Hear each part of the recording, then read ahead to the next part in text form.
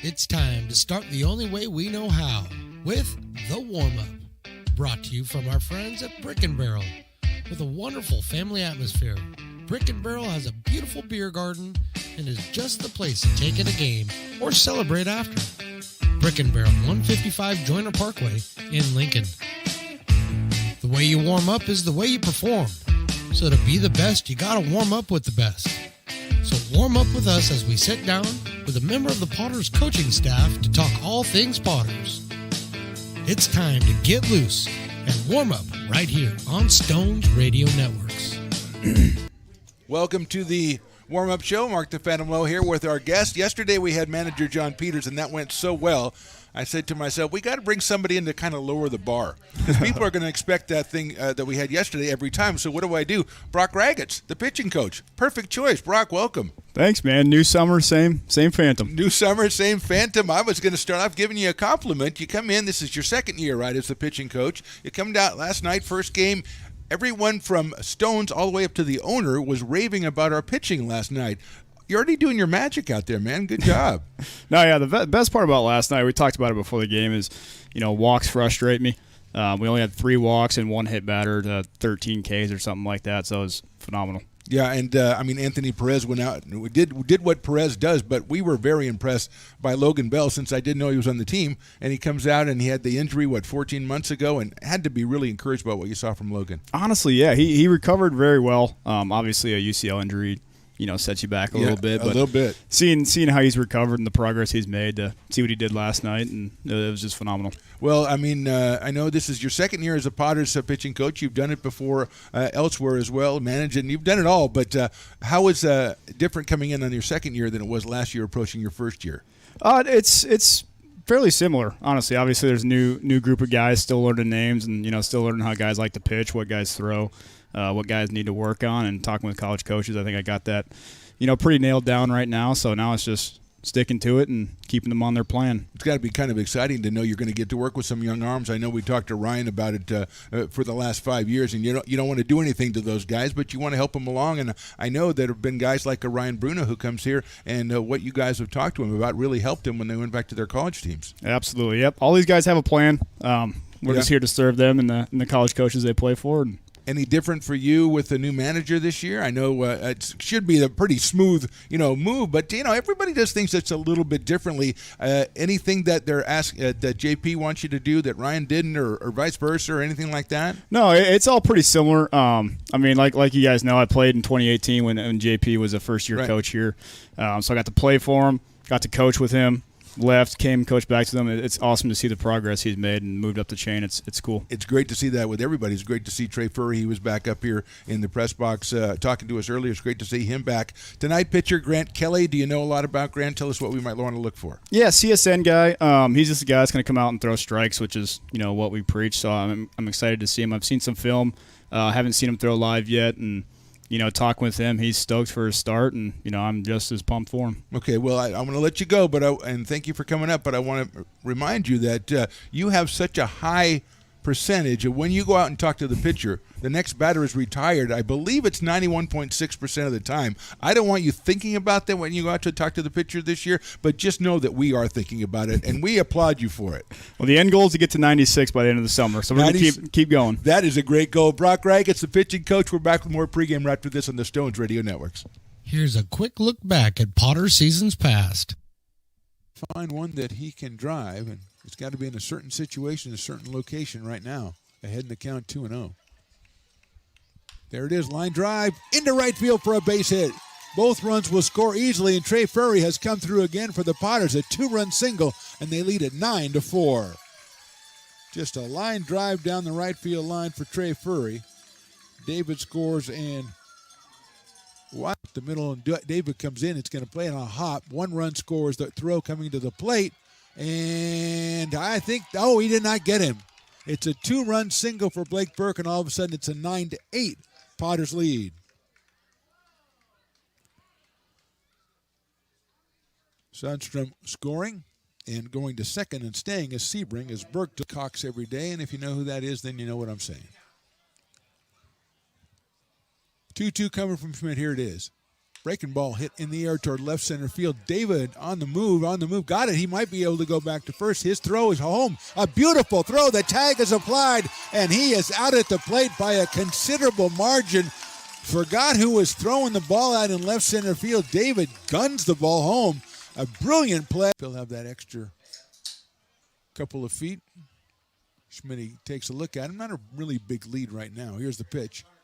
High fly ball left center field. David giving chase, still giving chase, reaches up and against the fence makes the catch. That is Jeffrey David, ladies and gentlemen. A tremendous catch. He took off from right center. He's at first base with the third hit for the Potters. Second of those that's infield, and Chase Stanky, who grounded out to first his first time up at the plate. There goes Furry. There's the pitch. It's throw down to second base to Gallagher. He's safe. No, he's out. Oh, my gosh. That a good throw by Gallagher right on the money, but it did not look like he got it there before the runner. Max Handren, the second baseman, is pulled way over toward right field, so there is a big hole right in the middle of the diamond. 2-2 on Nolan Clifford. Glavich, the third pitcher for the Stompers. Line drive right in that hole, and Handren can't make the play into center field. 1 run scores. Here comes the second one. Potters take the lead on a Nolan Clifford 2-run, 2-out single here in the 8th inning. Coming up, Potters Baseball on Stones Radio Networks.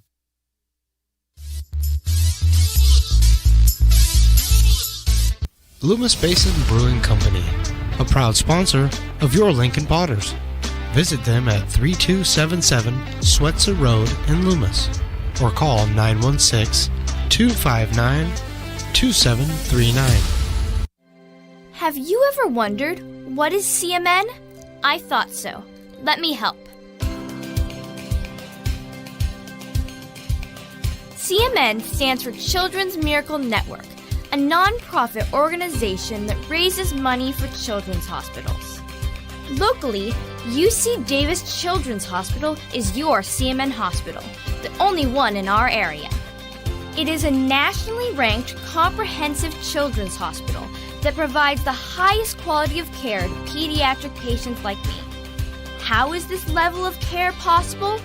With help from CMN donations.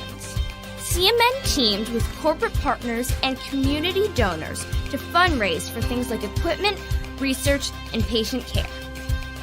All money raised locally during campaigns like this stays local to support children treated at UC Davis Children's Hospital. Sick and injured kids can't wait to get the care they need. And thanks to generous donors, partners, and fundraisers like you, we don't have to. Please give wherever you see the Miracle Balloon, and thank you for supporting CMN at UC Davis.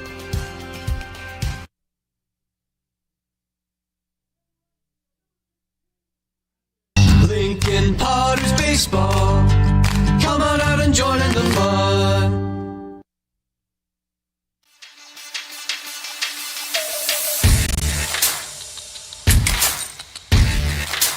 Gaspar's going back. He reaches up, and that one is out of here. A 2-run home run for Brandon Motherall.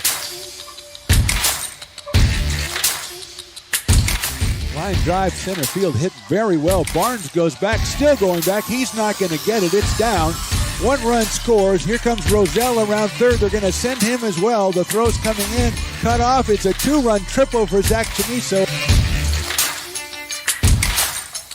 Breaking ball is hit well to left field. It is gone. A home run by Clayton Coates, and he really turned on that one. That ball is way out of here. I mean, way out of here. A home run for Trey Furry, number 2. And I think Trey has made a statement, and that statement is, I want to be the post-game guest on the Lincoln Potters broadcast on the Stones Radio Network. That ball's hit high. It is hit far. It is gone. A 3-run home run by J.T. Walden. High fly ball. That's well hit to left field. Brum goes back, still going back, reaches up. That ball is out of here. Brennan Roselle, the Fighting Zebra alum, pounds one to left field. The Potters lead this one 12-3, and somehow he's got the flag too. Potters fans, Potter up.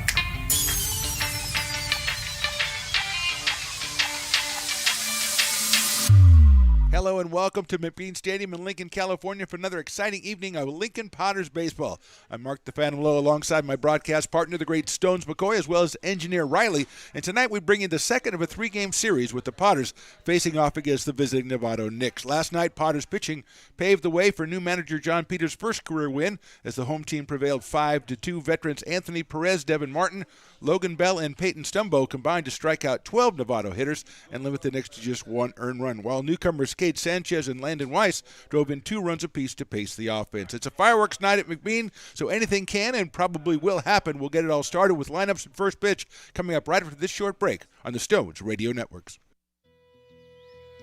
It begins on the farm, where hard work breeds motivation. Care is taken under watchful eyes. With new growth comes inspiration, where playtime is mandatory. Welcome to Dueling Dogs Brewing Company. Meet the Stevens,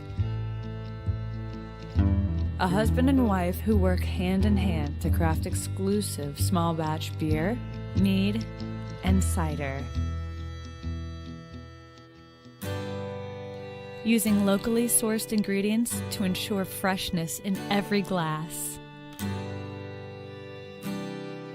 Where a community of farmers, local artisans, and amazing food make for a truly inspired atmosphere.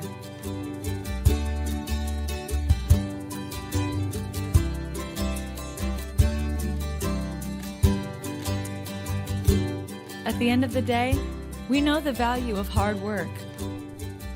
The families it unites, it's in the pride we take, the stories we tell,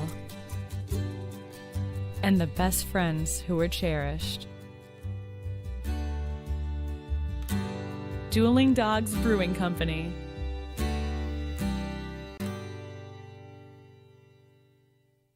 Lincoln Potters baseball. Come on out and join in the fun. And the fun starts now. It's Lincoln Potters baseball, McBean Stadium in Lincoln, California. Mark the Phantom Lowe waving to everybody out there. Oh, because I'm on camera? Why am I on camera? The game's out there. Is this your first game, Stones, you've ever engineered? Is Riley responsible for this? Oh, Grant Kelly's warming up and everything. I don't know why you're talking to me. It's ridiculous. We got a game going on. We had another fantastic rendition of the Star Spangled Banner. It was absolutely great. We have our favorite umpire, Stones, who's now, he was behind the plate yesterday. Now he's out doing the bases. He's our favorite umpire in the world. He was saluting all during the anthem. We gave him thumbs up for that. We got Grant Kelly on the mound. Game number 2 of the John Peters era, and you're showing me on the open. I can't understand that whatsoever. We will have a meeting after this game has been concluded, although we'll have to wait till after the fireworks because we have a fireworks display tonight that will be absolutely fantastic. So here we are, the Novato Knicks in town again for the second of a 3-game series. Game 3 tomorrow. That's a 1:05 start. We mentioned Grant Kelly, the right-hander out of College of Southern Nevada. Talked to Brock Raggets, the pitching coach, before the game. He says he's heard good things, seen him on film. Really hasn't watched him pitch in person because he only met him 3 days ago. But he's really excited to see Grant, the big right-hander, throw his first game for the Lincoln Potters. Grant listed at 6'4" and 230 pounds, so a very ominous presence out on the mound. And he'll face a lineup of the Knicks, which includes the leadoff man Cooper Callison, the third baseman, batting second today for the Knicks. Ansel Carson, the shortstop. Lucas Schaefer, left fielder, hitting third. Braden Holiday in right field, batting fourth. Joey Lovelace is the DH. He hits fifth.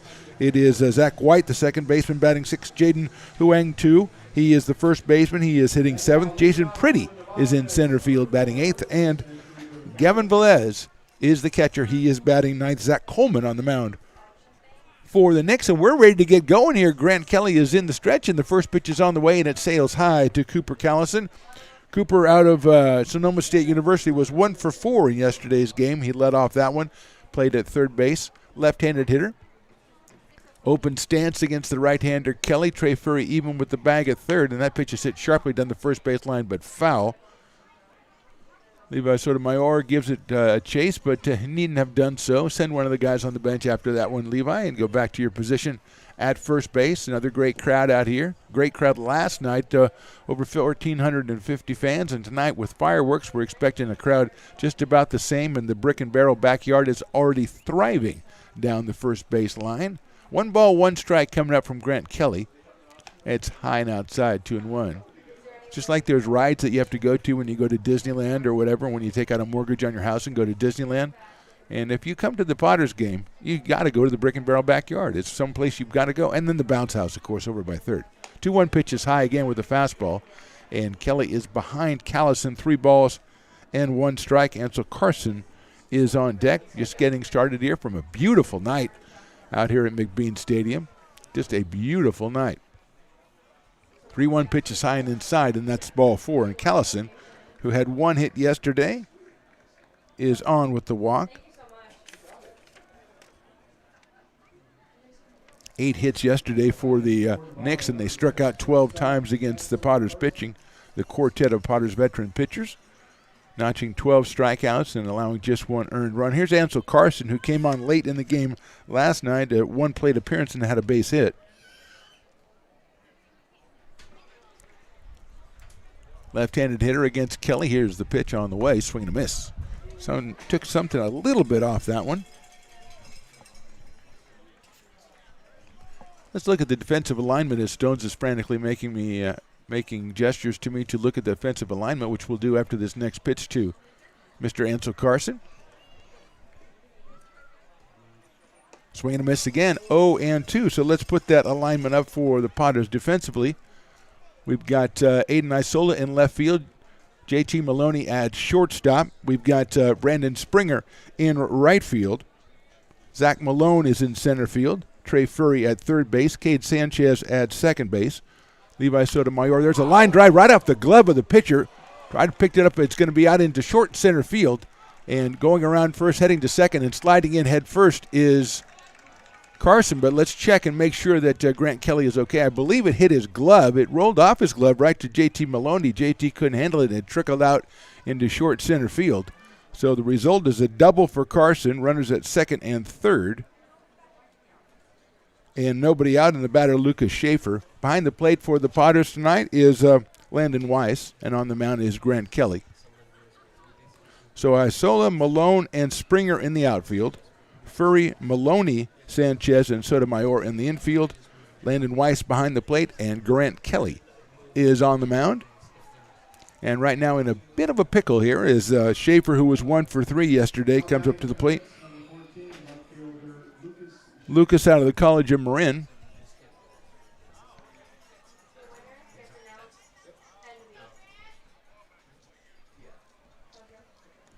He's followed by Braden Holiday. Trey Furry even with the bag at third. Same for Sotomayor at first.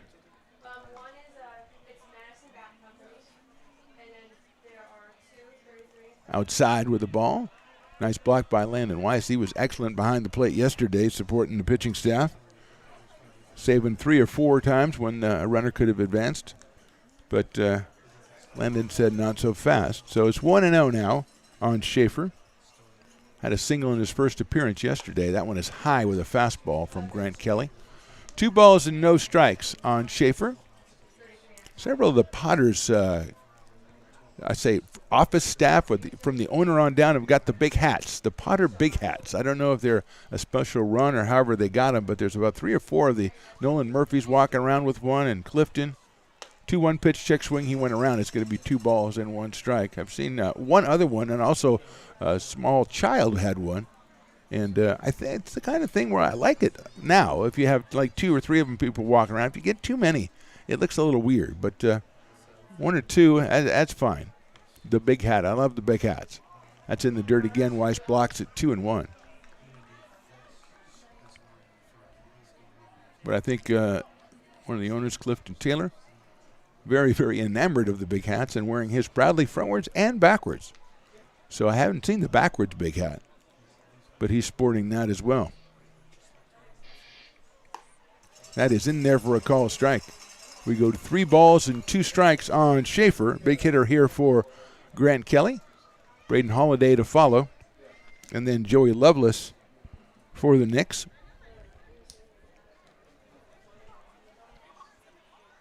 Three-two pitches hit high in the air to center field. Malone has a beat on it. Runner's tagging at third. That's Callison.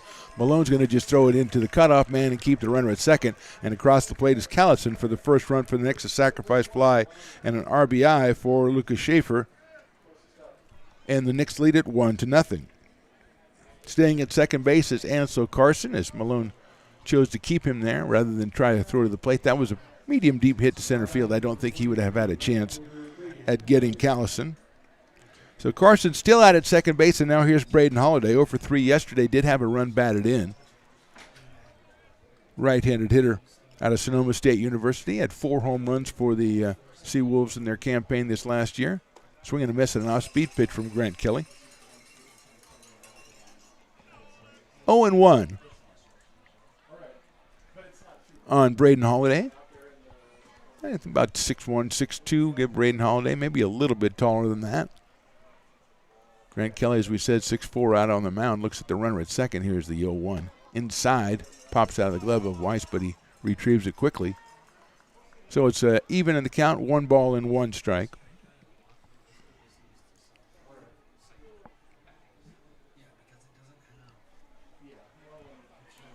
Right-handed hitter against the right-handed thrower, Grant Kelly, out of the College of Southern Nevada.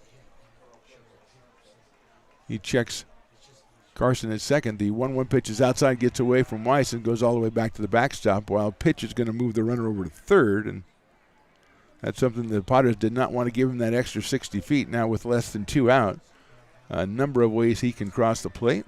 Legally, that is. 2-1 now on Holiday. Trey Furry chatting with the runner at third base. He makes friends quickly. His parents are in the crowd today. Came out for fireworks night. Here's the pitch. Outside. 3-1.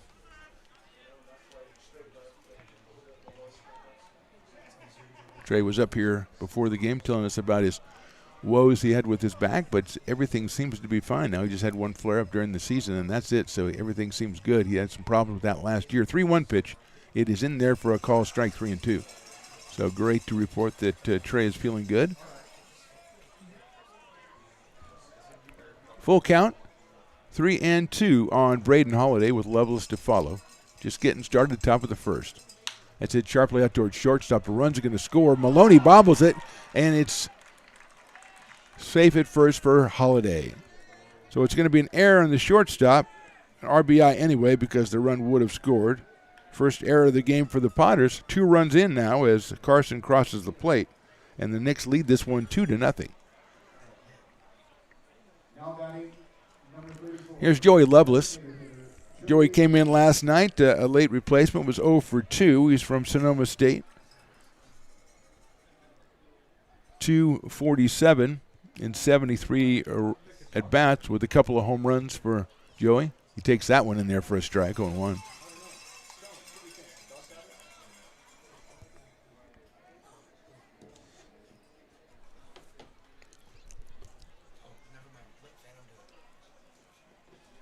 Oh and 1.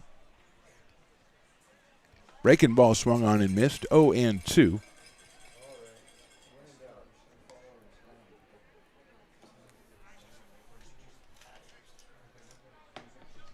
No balls and 2 strikes. Ball gets out of the bullpen as it looks like the Knicks starter is still loosening up out there, but one got away. So momentary timeout. 2 runs in. Runner at first is Holiday. 0-2 on Joey Lovelace.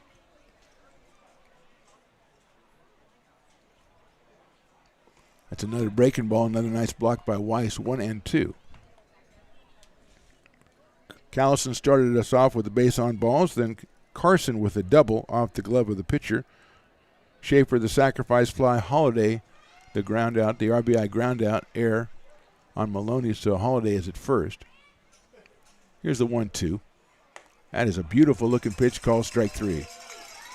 Loveless did not agree, and he will not win that argument. 2 outs now, and here's Zach White. Zach, another Nick who came on late yesterday in the game and was 0 for 1.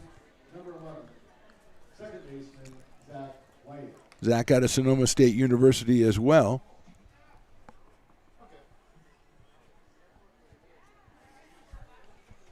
He steps in here with 2 outs and runner down on first base. Herder gets the lead. Or Holiday, he takes off. There's the pitch. Thrown down to second base is going to be just a little bit too far on the right field side of second base, and sliding in is Braden Holiday. Holiday gets the stolen base. That ball out of the hand of Landon Weiss kind of sliced on him and went over toward right center field, and a good play by the Potters to keep that from going out into center field. That's Sanchez on the cover. But Holiday now in scoring position at second base. 0-1 count on Zach White. That's outside, gets away, and Weiss is going to have to chase it down the first baseline. Another wild pitch moves Holiday over to third. And now White has got him 90 feet away with 2 outs here in the first. Potters very smooth last night in all aspects of the game, especially defensively, but a little bit ragged off the top here in this one as they try to make it 2 in a row against the Novato Knicks. Swing and a miss. 1 ball, 2 strikes on Zach White. He's followed by Jaden Huang Tu. White, the second baseman today. Nico Tejada was playing at second base yesterday, or started the game at second base. 1-2 pitch coming up to Zach White. Another one that's outside that Weiss has to go down on both knees and block that from getting back to the backstop, and obviously critical with the runner on third base. So the one thing about having an error in this inning is it really prolongs. You don't want your pitcher to throw too many pitches in that first inning, and Kelly all the way up to 25 pitches already in the first inning. Here's the pitch. That's a little bit outside, so it'll run the count full. 3 balls and 2 strikes. You don't know when the last time some of these guys pitch. Grant from college in Southern Nevada, their season's probably been over for a couple of weeks, and so he probably hasn't thrown a lot. You don't want to throw a lot of pitches on him in the first inning. Here's a 3-2. Line drive foul down the third base line into the dugout, scattering the Knicks over there. And Zach White puts a scare in his teammates there. Hope they know each other pretty well, because that was a hard line drive into the dugout area. So we go back and do it again. 3 balls and 2 strikes.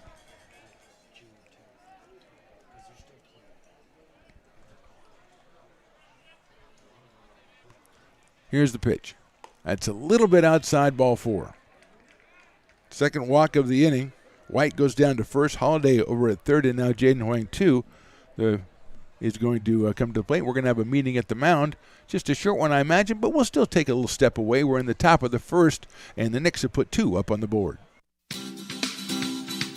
Astro Air Design Incorporated, where you feel the difference. We are a locally owned and operated heating, air conditioning, and custom sheet metal company committed to the highest quality of craftsmanship at a competitive price. Our trained and certified technicians have the knowledge and experience required to install, maintain, or repair your home comfort solutions. Our upfront pricing gives you the peace of mind because you know your price is locked in. Call Astro Air Design Incorporated today.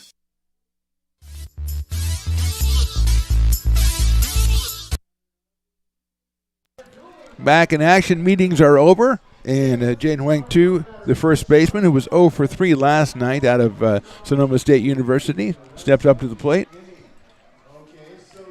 He is the Dueling Dogs batter, I believe, so if he strikes out, then Dueling Dogs products are 50% off at the Brick and Barrel backyard. I finally got that right. I think I called it Crate and Barrel yesterday, and you really don't want to do that. The Crate and Barrel people probably loved it. First pitch is just a little bit outside. 1 ball and no strikes. Jason Pretty, the center fielder, on deck. Here's the 1-0 from Kelly. That high fastball, 2-0. wide over at first base. Thought he might think about going. He shows no inclination through the first 2 pitches of the at-bat. 0-2 is ahead in the count. 2 balls and no strikes. Holiday still down at third base for the Knicks. Swinging and a foul into the catcher's glove and then out of the catcher's glove, but it counts as a strike just the same. 2 balls and 1 strike. Landon Weiss behind the plate for the second straight night for the Potters. Had a couple of runs batted in yesterday. 2-1 pitch coming up as Kelly comes to the stretch. Checks the runners. Swing and a miss. 2-2. Now the crowd beginning to sense the 50% off, and early in the game that means a lot because you want to. If you can get a start, you can like save your money a little bit. Make it go a little bit further. That's good. You go ahead and hey, my first beer was 50% off. I had to have another one. 2-2 pitch. Fouled out the left field line because that's the kind of thing. I mean, hey, I don't want to get gender specific, but the wife's going to go, hey, look how much money I saved you, and they have to spend a lot to save a lot, but. That's the same principle. I had to have a beer. It was 50% off. I saved 50%. You got to respect that. 2-2. Call strike 3. Drink up, everybody. Doolin Dogs is paying half the freight. 2 runs for the Knicks. We go to the bottom of the first. Knicks 2. Potters come to bat.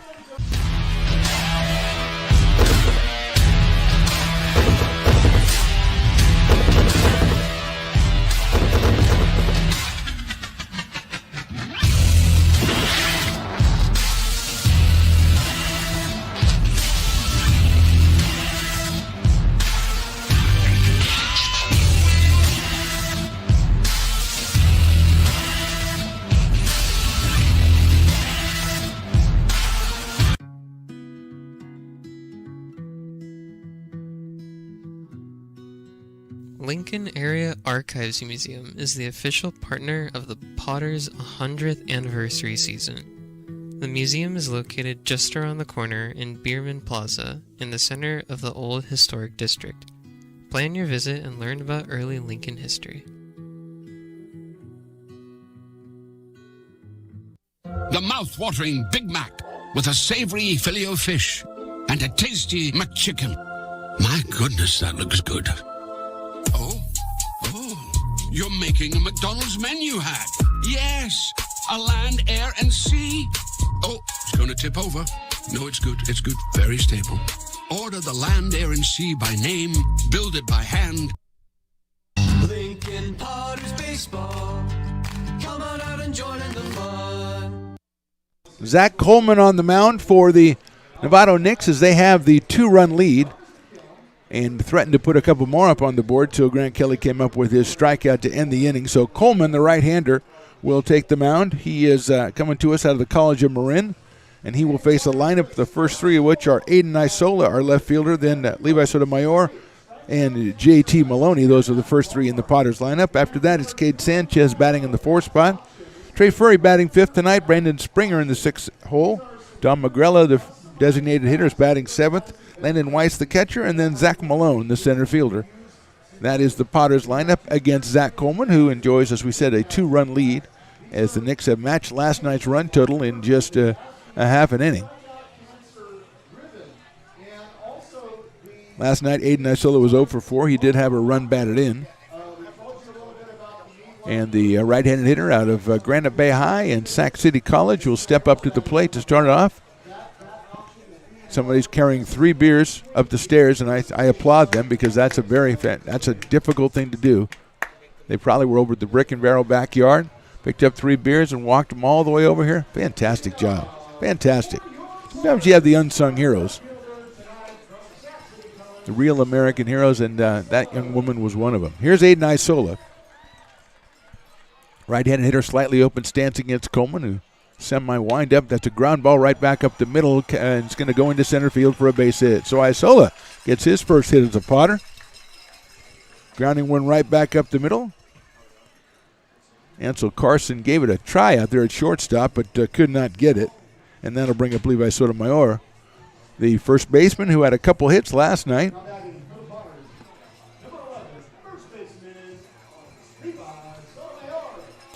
Isola at first base, and Sotomayor at the plate. Left-handed hitter, open stance against the right-hander, Zach Coleman. Piper is in attendance, of course, tonight. That's hit right back up the middle into center field for a base hit. So Potter's finding something they like. That's good. Cesar Tamayo, the hitting coach, that's a good job. He's teaching these guys, if a guy gets a hit, do the same thing. It's worked for the first 2 hitters. 2 hits in the books, and here's JT Maloney. JT 0 for 4 last night in his debut, a shortstop out of Sac City College. Steps in with runners at first and second. Potter's trailing it 2-0, trying to make that a temporary situation with a couple of base hits up the middle.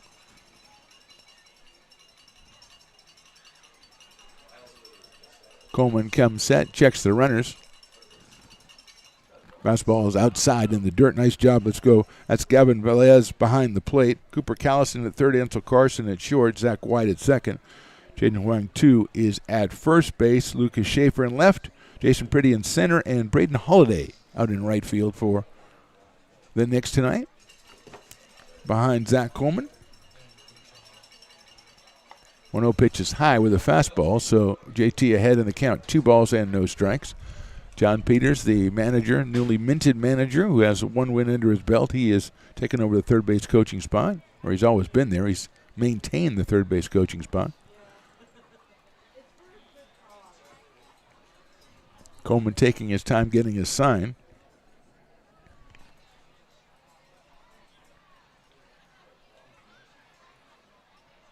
That one is in there for a called strike, 2-1. Coleman, College of Marin, Gavin Velez, the catcher, is from Sonoma State. That's your battery for the Knicks. And he's going to call out Gavin Velez and have a little chat with him. Isola started out the inning, grounded 1 into center field, then a shot by Levi Sotomayor, his 3rd hit in 2 nights already as a Potter. He's over at first base. Aiden is out at second base. And JT at the plate. 2 balls and 1 strike before this little meeting at the mound. Last night's home plate umpire is now doing the base umpiring, and he would never have let that meeting last that long. He was all about moving it forward, baby. 2-1. Cade Sanchez to follow JT. Coleman taking his time again. Now he's ready to go. Breaking ball just a little bit too low. 3-1 on JT Maloney. So hopefully get one he can hit. Looks down at JP if there's any advice he's going to get from the skipper. Settles in. Pretty straightaway stance, squared up stance for JT against the right-hander Coleman. Hits that one into right field. That's a base hit. He gets out to right field pretty quickly. Holiday picks it up, and he's going to get it in. They're going to hold the runner at third base as it got out to Holiday quickly, but Isola moves up. Everybody moves up, so everybody's decided let's get singles today, and they've loaded the bases for Cade Sanchez, who had a couple of runs batted in and a base hit last night in the Potters win. And there's a meeting at the mound already for the Knicks, and we'll step away. Knicks lead this one 2-0, but Potters threatening in the bottom of the first.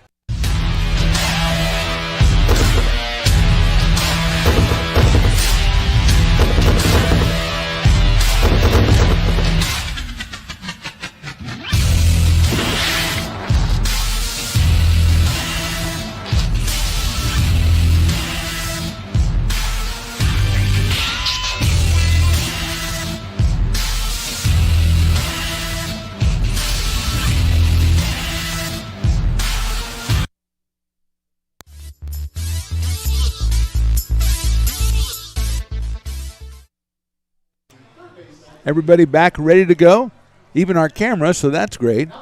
Bases are loaded. Cade Sanchez at the plate out of Houston, Texas, and Texas A&M Corpus Christi.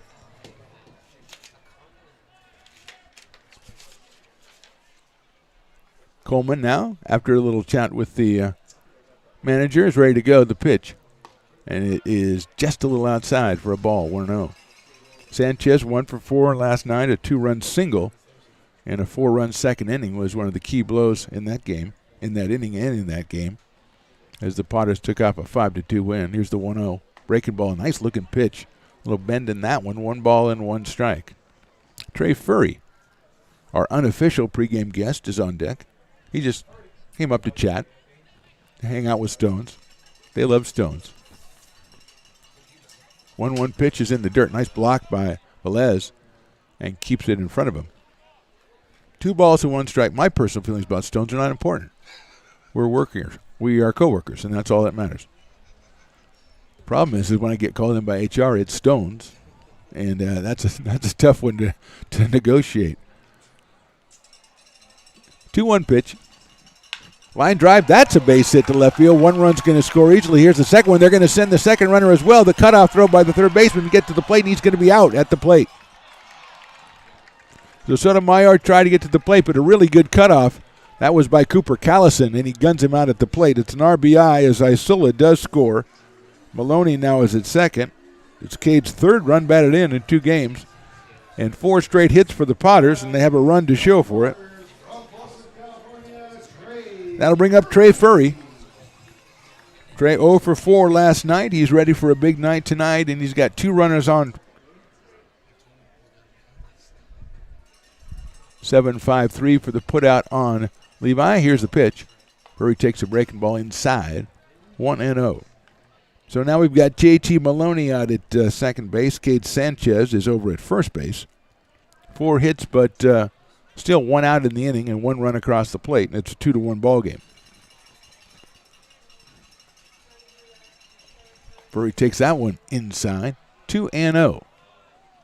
Coleman trying to measure that breaking ball. He got it in there 1 time against Sanchez.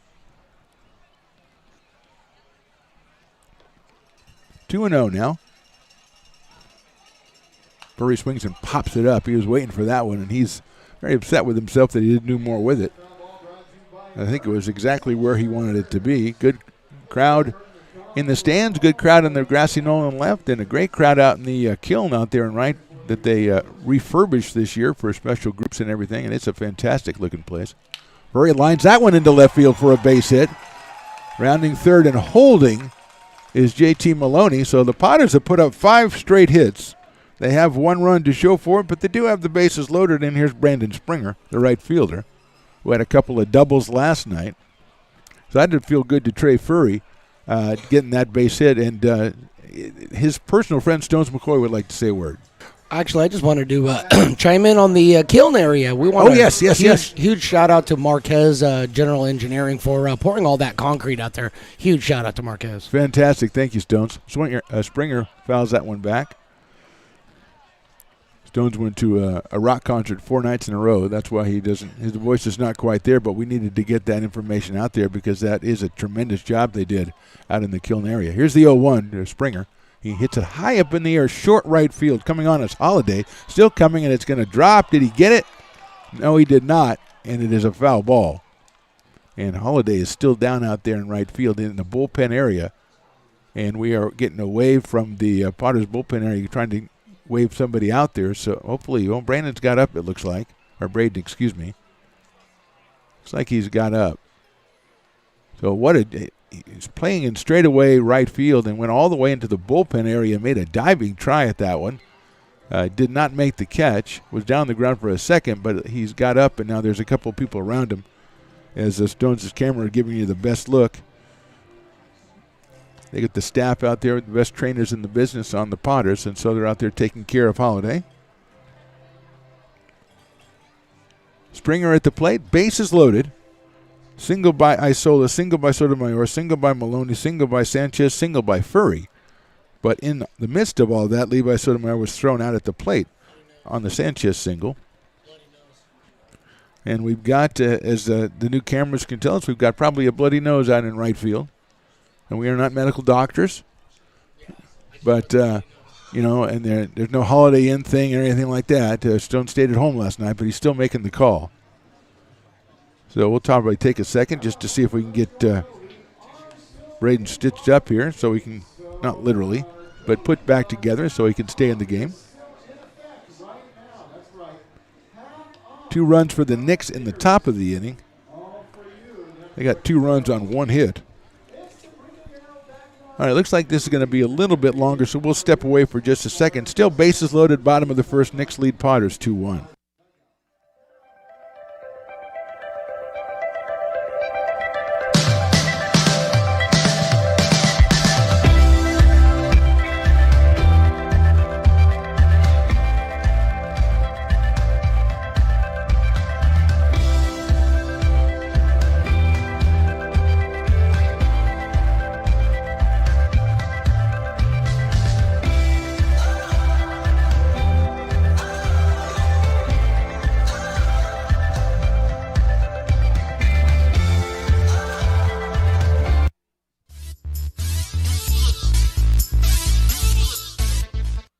Braden Holiday back out in right field. Looks none the worse for wear.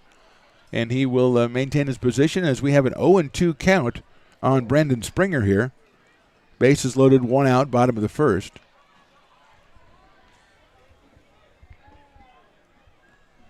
Springer from William Jessup University was 2 for 4 last night with a pair of doubles. He's up here now, but behind in the count 0-2.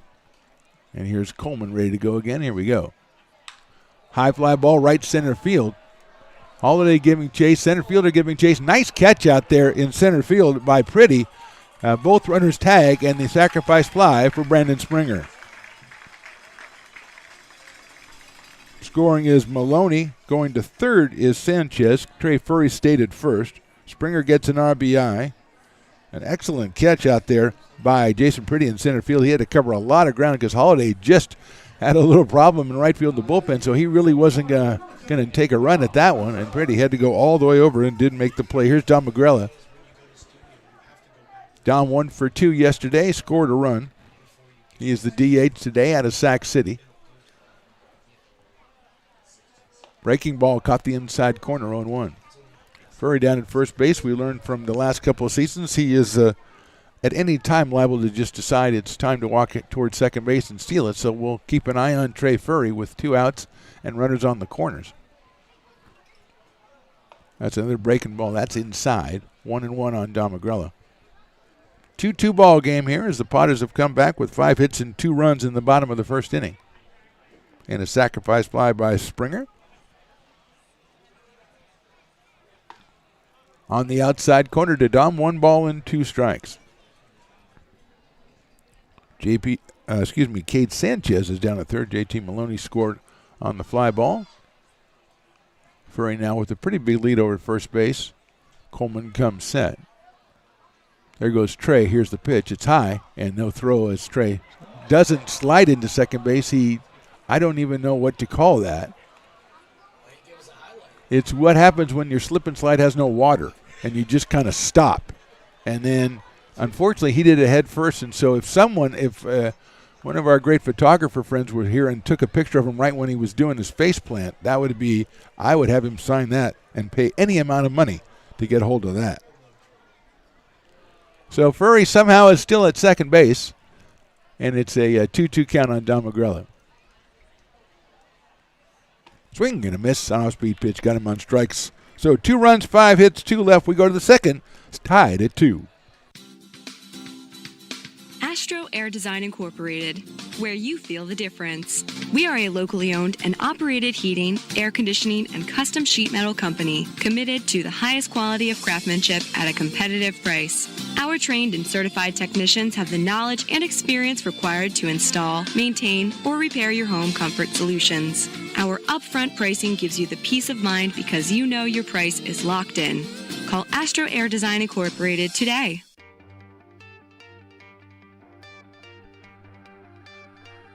Gooseport Public House. We have sports on 10 big screen TVs, 23 beer taps with classics and crafts, a full bar with creative craft mixed drinks, live music, and most importantly, great fresh food. In downtown Roseville off Vernon Street, only 15 minutes from the ballpark. See ya at Gooseport.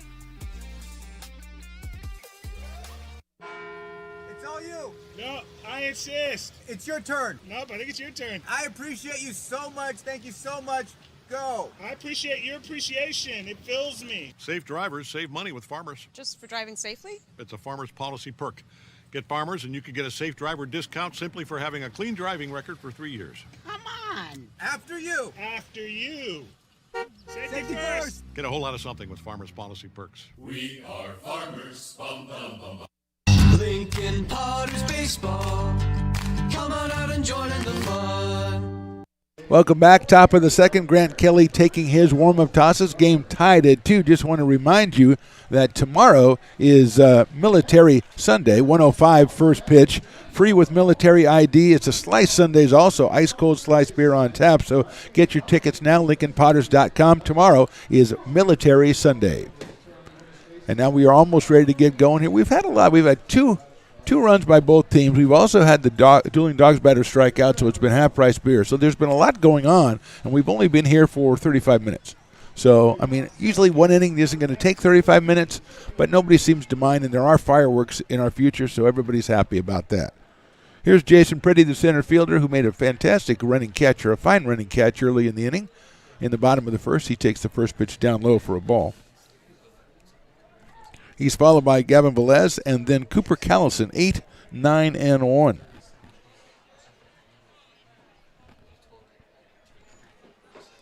He takes that one down low.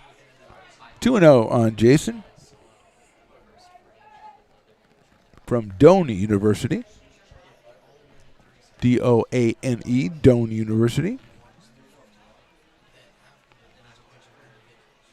2-0 pitches inside again, 3-0.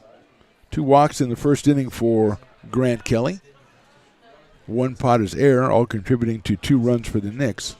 Potter's tied it up in the bottom of the first, but now 3-0 on Jason Pretty to start the second. High and outside, ball 4. So Pretty goes down to first base, and now Gavin Velez is going to be the hitter. Gavin, the catcher out of Sonoma State. Right-hand hitting catcher up here. Runner at first base and nobody out, top of the second. Cooper Callison, the leadoff man on deck for the Knicks.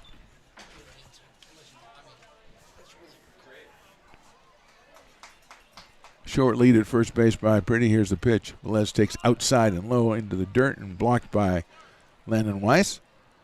1 ball and no strikes. Already up to 37 pitches for Grant Kelly. And that's something I know that John Peters and also Brock Raggett's our pregame guest, the pitching coach, keep an eye on. Kelly out of the College of Southern Nevada. Here's the 1-0. That's right down the middle for a strike. Evens it up, 1 ball and 1 strike. 1:05 tomorrow, as we said, Military Sunday. Then the Potters come back in action at home on Tuesday night against the Sacramento Yankees. That's a 6:35 first pitch. And then Thursday they take on the Yankees again. That's inside for a ball. That's a Thirsty Thursday, which is a staple around here. I don't have the exact bargains available to you, but Thirsty Thursday, I believe $2 beers is kind of the password of the day, and that's never a bad thing. 2-1 pitch. That's in there for a call, strike again, 2-2. Fat Cat with the dogs and the sausage and all kinds of stuff down there. That's I believe you get those beers. You want to go over and have a Fat Cat dog. You can do that. That's not a bad idea. 2-2 pitches swung on and missed an inside fastball, and Velez is down on strikes. That's the 3rd strikeout for Grant Kelly, and here's Cooper Callison. Third baseman out of Sonoma State got a base on balls back in the first inning and scored. He was 1 for 4 in yesterday's game. Comes up here with 1 out and a runner at first base. Left-hand hitting Callison against the right-hander Kelly. Chops that one down the first baseline foul. The first base coach was spreading his arms like he was going to make a big deal about handling it, and then one of the Potters' extra players ran out there and got it in front of him. Too bad. I wanted to see that play because he was getting ready. Piper the Peacock hanging out down the first base line as well. Just kind of talking to admirers and well-wishers. There goes the runner. The pitch is swung on and hit down the left field line. I think it's going to be foul into the bullpen area, and it is. Giving chase was Aiden Isola and third baseman Trey Furry. But it was foul, so hit and run perhaps on there as Pretty took off. That'll make it 0-2 now on Cooper Callison. Ansel Carson, who had a line drive off of Kelly's glove and turned it into a double back in the first inning. He is on deck.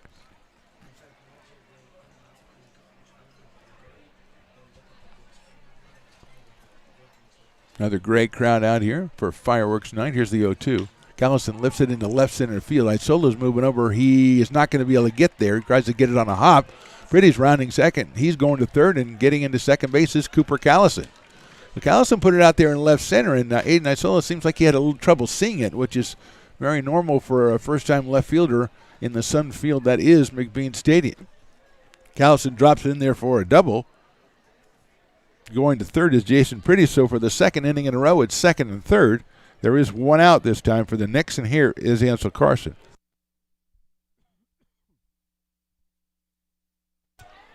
Carson 1 for 1 in limited duty last night and had that double we talked about in the first inning here, so he is 2 for 2 in his stay here in Lincoln. Left-hand hitting shortstop. First pitch is just a little bit inside, 1-0. Lucas Schaefer, number 3 hitter on deck.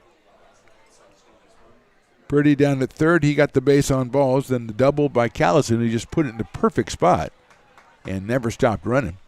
Good base running by Purdy as well to see that that one was going to fall in and make it to third. Here's the pitch. Swing and a miss on Carson. He went down 0-2 his first time on a couple of off-speed pitches and then hit that one, a line drive off of Kelly's glove.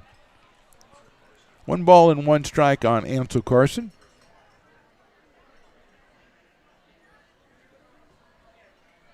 Coming to us from Contra Costa College. He fouls that one off, makes it 1 ball and 2 strikes.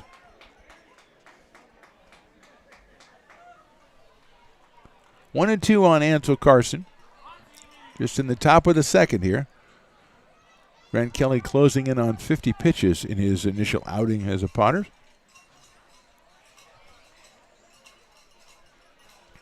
Checks the runner at third. That's Pretty. Callison at second base. 1-2 coming up to Carson. Just misses the outside corner. 2-2. Nice pitch by Kelly. Just missed the outside corner. Nice take by Carson. And he's even the count up at 2-2.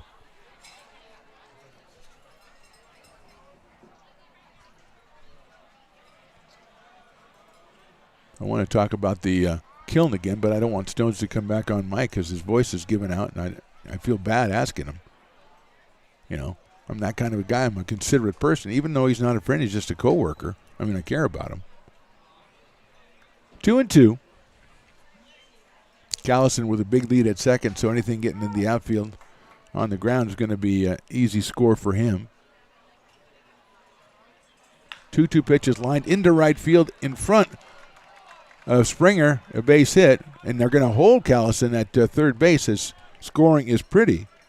So it's a RBI single for Carson. He's 3 for 3 on the weekend. Moving over to third is Callison with just 1 out, and that'll bring up Lucas Schaefer, who had a sacrifice fly his first time up to center field. Springer handled it quickly. Callison maybe not being able to tell if that ball was going to carry all the way out to Brandon, so he was playing it safe. Springer got it in very quickly on the first bounce. So 3-2 now in favor of the Knicks, and they've got runners at first and third. That is outside for a ball. And just looking at Ansel Carson, he looks like he wants to take off over at first base. We'll see if that happens. As Kelly has now hit 50 pitches. We are 1 out in the top of the second inning.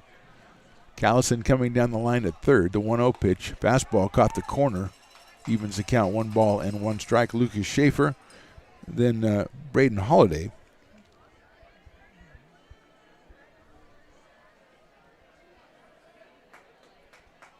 Schaefer out of the College of Marin. Swing and a miss at an off-speed pitch. Nice pitch by Grant Kelly. He is ahead in the count now, 1 ball and 2 strikes. Potter's infielders short and second, playing double play depth. Gray Furry now has a couple of steps. He was even with the bag. Now he's moving back a little bit at third base. 1-2 coming up from Grant Kelly. Breaking ball swung on and missed. Nice pitch by Kelly, 2 of them in a row. Big strikeout, his 4th strikeout of the game. And that'll bring up Braden Holiday, who hopefully is recovered from his mishap in the bullpen area last inning. Stones McCoy, Dr. Stones McCoy, I should say, diagnosed a bloody nose, which is not really a diagnosis, it's just an observation. But, I mean, you know, he's not really a doctor, so that's all right. Let's see if the runner is going at first. He is not. That one is hit out sharply toward Maloney at short. He's got it, scoops it to second for the 4th. So 1 run, 2 hits, 2 left at the end of an inning and a half. It's the Knicks 3 and the Potters 2.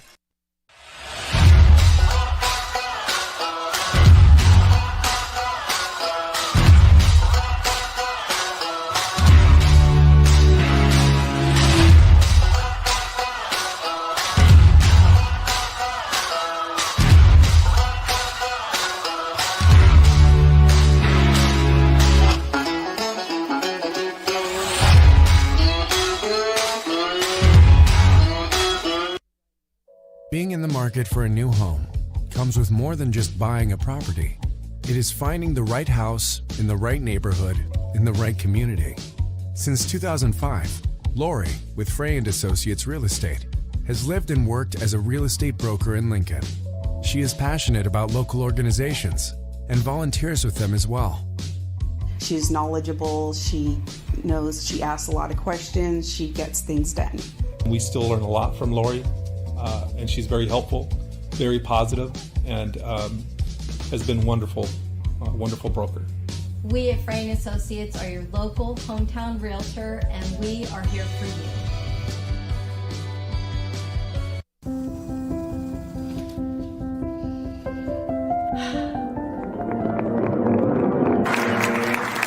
Welcome back, Olympia's 5th grade orchestra.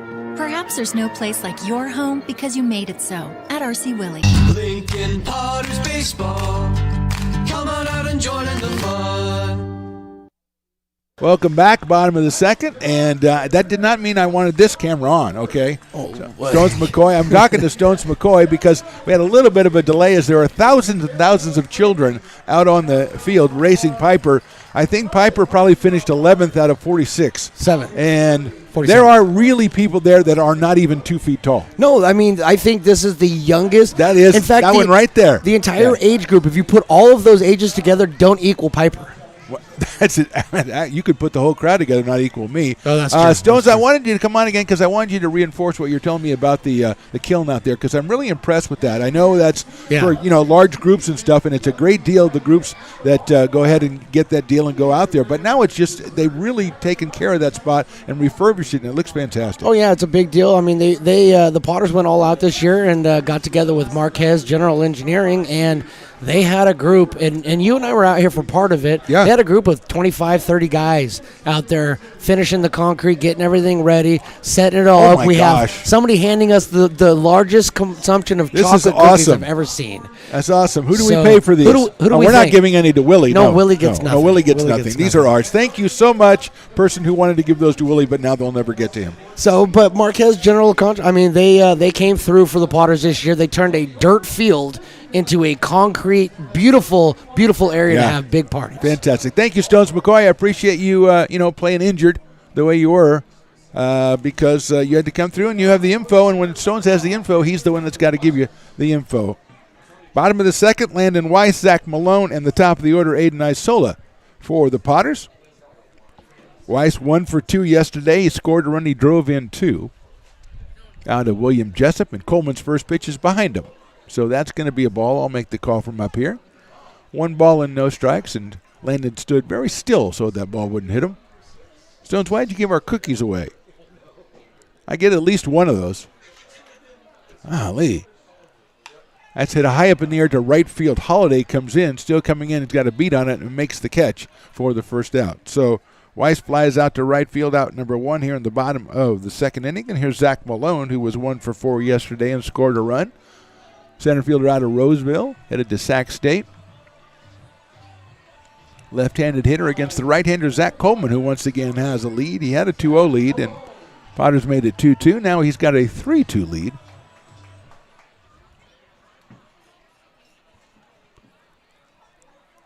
Top of the order on deck, Aiden Isola. Here's Coleman from the windup. It's a windup, but he kind of comes set in the middle of his windup, and then like he's working from a stretch. So it's very confusing. But I'll deal with it. 0-1. Zach takes inside for a ball. 1 ball and 1 strike on Zach Malone. Playing out in center field for the Potters. Potters do have someone up in the bullpen. Unfortunately, the number does not correspond to anybody that I have here. So we will continue to investigate that. That's hit high up in the air to left center. Pretty is on the move, so is Schaefer, and it's going to drop in front of Jason Pretty, who again covers a lot of ground out there. He's in left center field and gets it on a hop and keeps Malone from getting 2 bases. But Zach gets his second hit in a row. He was 0 for 3 last night, got a hit his last time up, and a hit his first time up today. He's down at first base. The Potters now have 6 hits through the first 9 batters, and here's Aiden Isola, who had the first hit in the first inning, a ground ball right back up the middle for Aiden, playing in left field today for the Potters. Sac City product out of Granite Bay High School. Right-handed hitter. Malone, short lead at first base. Isola takes in there for a strike. 0-1.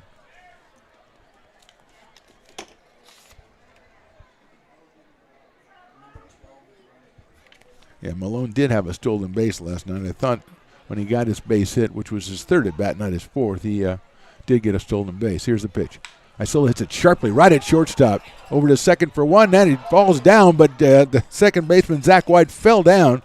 But he did maintain possession of the ball, and his foot was on the bag, so the forced play is recorded. Isola is at first base. That's a fielder's choice for Aiden, and he hit that ball really hard. But he is at first base now with 2 outs, and Zach White seems to be okay. That was Carson who stopped it and was hit so hard he knocked it down, picked it up. He still had plenty of time, I think, to turn it, although Isola has good speed. But Zach White maybe slipped on top of the bag and lucky to get the single out. And here's Levi Sotomayor, who singled his first time right back up the middle. He gets a ground ball to the left of second. That is going to go into right field for a base hit. Isola is going to hold on at second base as Holiday is up with it quickly and gets it back into Carson. So Levi with his second hit in a row, his 4th hit in 2 days. And first and second, Potter's now with 7 hits in the game. And here's JT Maloney, who singled his first time up.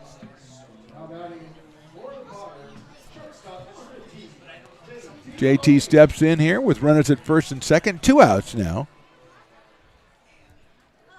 Cade Sanchez to follow, but it's all about JT Maloney, another Sac City product. Hits a sharp grounder right out at Carson at shortstop, picks it up, throws over to White at second base, and gets the runner by a step. So a fielder's choice for Maloney ends the inning. We go to the third. Knicks lead at 3-2. Old Town Pizza, a proud sponsor of your Potters baseball, will deliver you a slice that you won't soon forget. Come see why they've been voted the best of the best 12 straight years. Visit otpizza.net to get yours today. But don't take it from me. I think Old Town Pizza should be expanded through the state or even through the country because it's so delicious.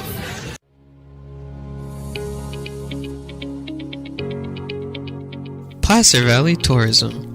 Our mission is to increase the health of the hotel industry through occupancy and average daily rate in Roseville, Rockland, and Lincoln. Proud partner of the Potters. We apologize. That great commercial read was fantastic, but I talked about this last night, Stones, and I've got to mention it today. They're doing it again. It's axe throwing. And I know you say it's like Nerf axes or something, but I don't. Whose idea is this? Well, obviously the axe throwing companies out there decided to make one that everybody can use. That was fantastic. Did you see that? Yeah, see, now you're into it. There it is. Oh, fantastic job giving us the camera view. Now you're able to. Yeah, I'm kind of into it, but I don't know if they should have kids throwing axes. Oh, my gosh. Well, Mom's throwing hard. That was a fantastic throw. Mom's throwing hard. Okay, so I can get a look. She throws like 70 of them in 5 seconds. All right, do more now. I want to see more. Why are they stopping now? Well, because it's you my only new favorite get 4. thing. You only get 4, and whoever wins a prize from the Potters merchandise booth. Oh, so okay. They don't win an axe or anything like that? Oh, God, I hope not. That'd be a great I Potters really axe. hope not. Let's have axe night. Let's They used not to have bat axe night. I don't We want can to have axe night.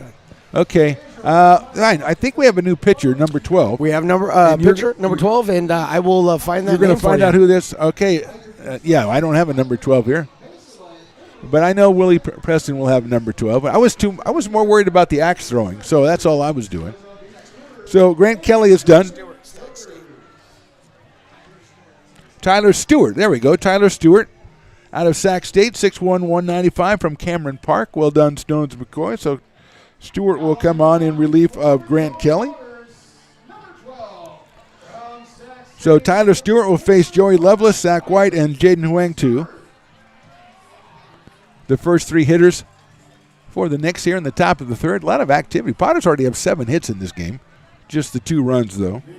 The Knicks have 4 hits, but they were beneficiary for 3 walks as well in a Potters error. Here's Tyler Stewart.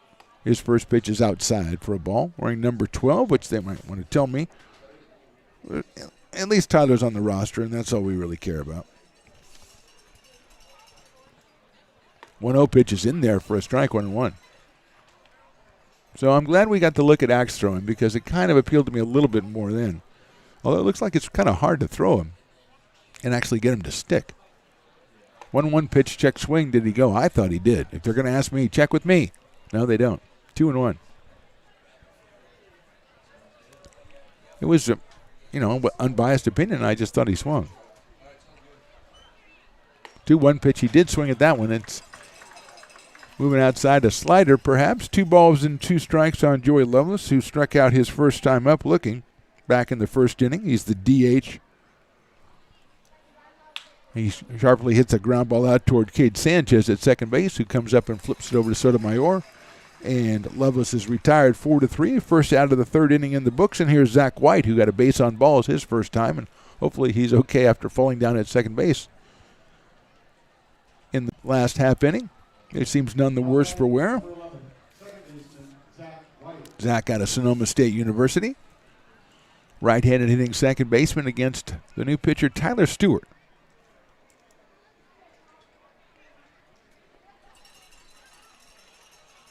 First pitch is a nice-looking fastball in the outside corner, 0-1. Kelly gave up 4 hits and 3 runs, did strike out 4, but walk 3. Breaking ball is just a little bit too high. So Grant a little bit rusty, had a good, like we said, 4 strikeouts in 2 innings, but a couple of too many free passes. That's outside.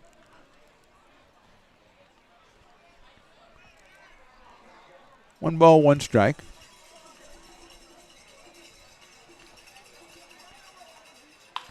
Hit sharply but foul down the third base line. Again, right at his own dugout. And the Knicks are scattering over there. To talk to their manager, find out why they call themselves the Novato Knicks. 2 balls and 2 strikes, I'm told by Riley the engineer, who also maintains our scoreboard, so I'm going to go with it. Swing and a miss, got him on strikes. So 2 quick outs, and Jaden Huang 2 will be the hitter. He struck out the first time, and he is the Dueling Dogs batter, so he got people 50% off. And if he strikes out again, it'll be free. I don't know if it works that way, but that's the way I would do it. They probably will say, no, it's 50% off again. I say, no, for the second time, it's got to be free. Fastball inside for a ball. My ideas are rarely adopted, though, so I would not. If you're going to get the beer, I would not say, hey, the guy said it's free. It's not. That's in there for a call strike on the inside corner. Willie Preston, the best in the business. Unfortunately, the only time he's not the best in the business when he makes his barking noises for the dueling dog batter. I understand the connection, but it's not that easy to make a good bark, you know? It's a talent. 2-1 pitch sails high, 3-1. So Stewart got a ground out and a strikeout, but he's now 3-1 on wing 2. Jason Pretty is on deck, the center fielder. That one's fouled back to the screen, so we're a strike away, 50%. Willie's hoping that they'll go ahead and somebody will get 50% off and bring him the spoils, which I can see that happening. They love Willie Preston out here at McBean. Here's the 3-2. Call strike 3, and there you have it. Dueling Dogs 50% off. We go to the bottom of the third. Knicks lead at 3-2.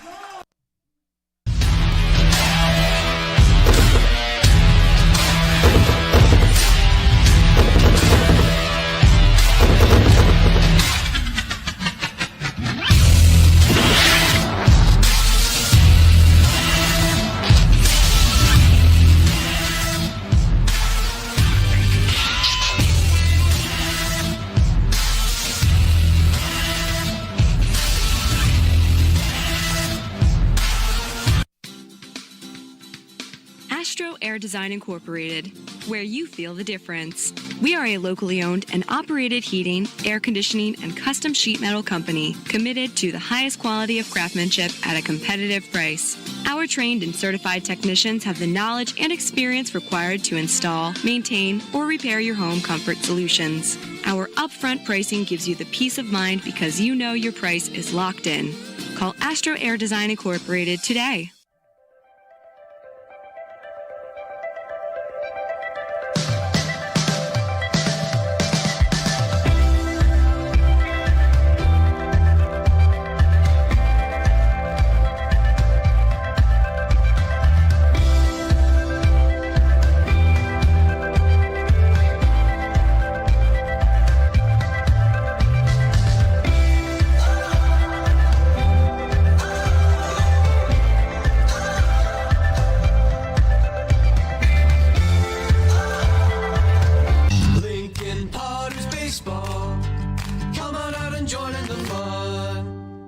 Zach Coleman still out on the mound, bottom of the third inning. He's given up 7 hits and 2 runs over 2 innings, but just 29 pitches.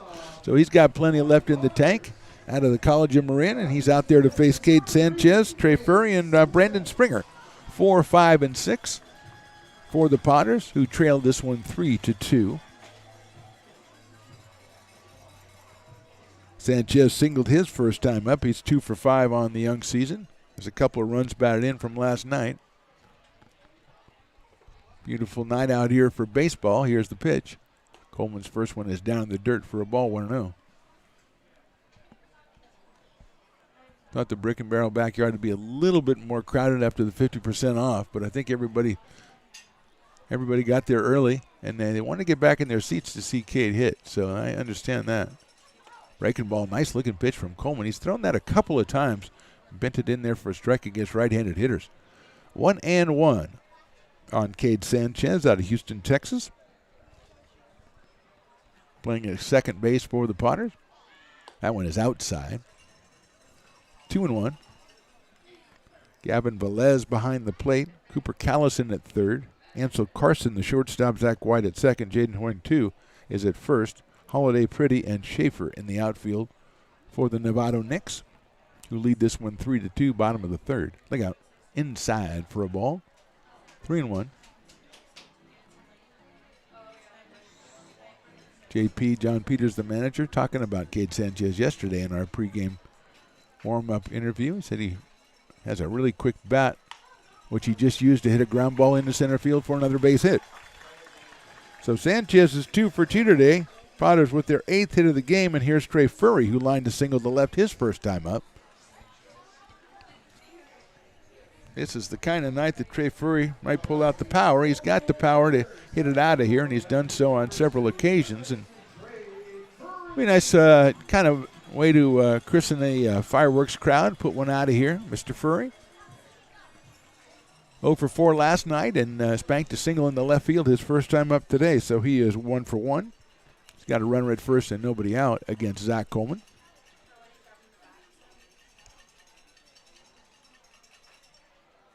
That one is a fastball in there for a strike. 0-1 on Trey Furry. Brandon Springer to follow.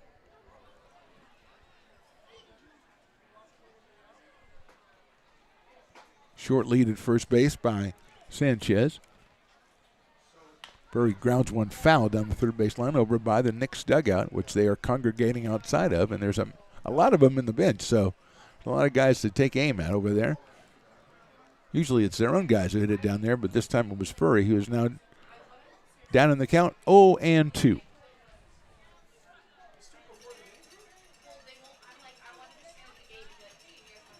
Breaking ball misses the inside corner, almost got it in there. 1-2 on Trey. Out of Folsom Lake College, Oklahoma Baptist. Told us he's in the transfer portal when he was up here today. Here's the 1-2 coming up. Popped up, out of play behind us. 1 ball and 2 strikes on Trey Furry. We're in the bottom of the third inning. Potters trailing this one 3-2. Grant Kelly started for the Potters. Tyler Stewart on the mound now. Zach Coleman has gone the entire way for Novato. 1-2 coming up. Fastball call, strike 3, outside corner, and Trey did not agree with that. That, I think, is the first strikeout for Zach Coleman. Furry is down on strikes, and here's Brandon Springer, who flied out to center field. Sacrifice fly his first time up. 2 for 4 yesterday for Brandon. Scored a run and now has driven one in for the Potters. He's got a runner at first base. 1 out now. Dom Agrella to follow the number 7 spot. Springer takes inside. Breaking ball. 1-0 on Brandon out of William Jessup University. Right down the road.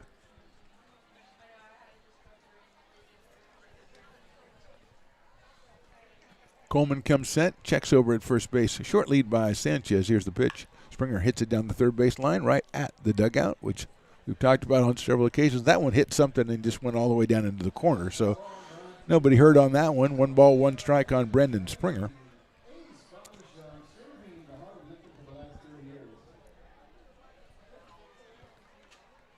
Right-handed hitter.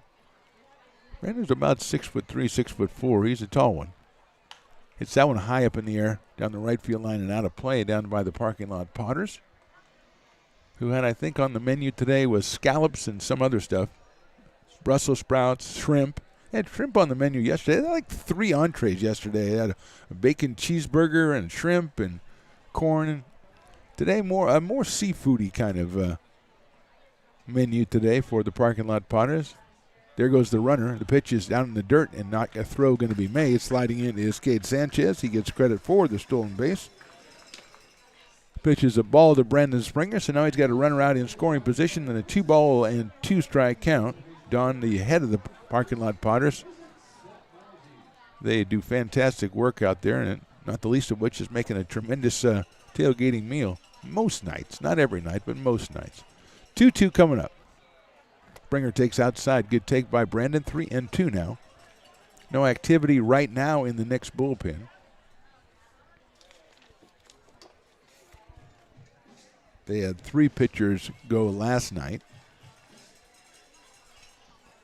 Check of the runner. 3-2 coming to Springer. Swing and a miss.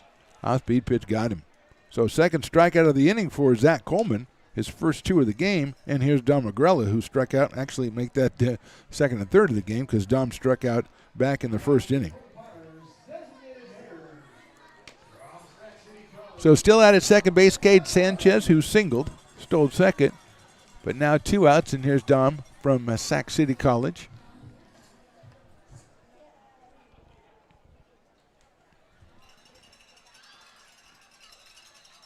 Sanchez getting a decent lead out there. Zach White kind of shadowing him from second base. Fastball high and outside. 1-0 on Dom Agrella. Landon Weiss, the catcher, on deck. Dom hitting in the number 7 spot for manager John Peters tonight.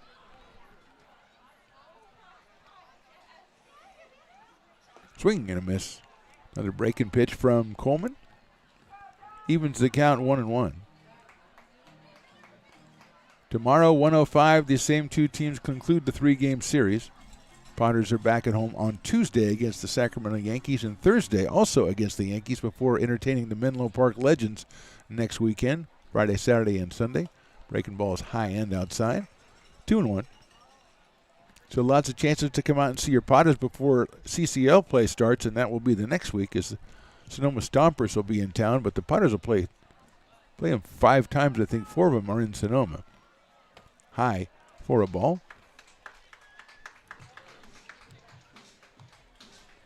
Three balls and 1 strike on Dom Agrella.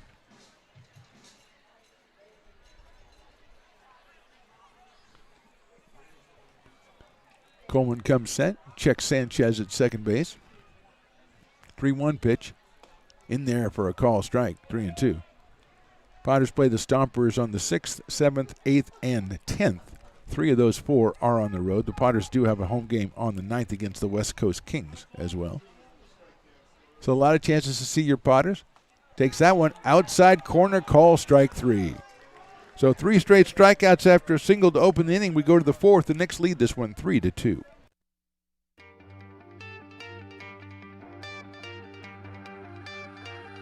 Gooseport Public House. We have sports on 10 big screen TVs, 23 beer taps with classics and crafts, a full bar with creative craft mixed drinks, live music, and most importantly, great fresh food. In downtown Roseville off Vernon Street, only 15 minutes from the ballpark. See ya at Gooseport.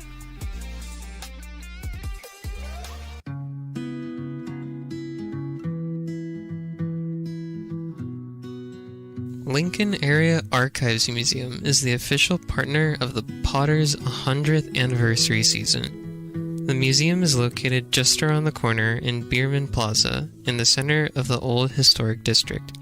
Plan your visit and learn about early Lincoln history.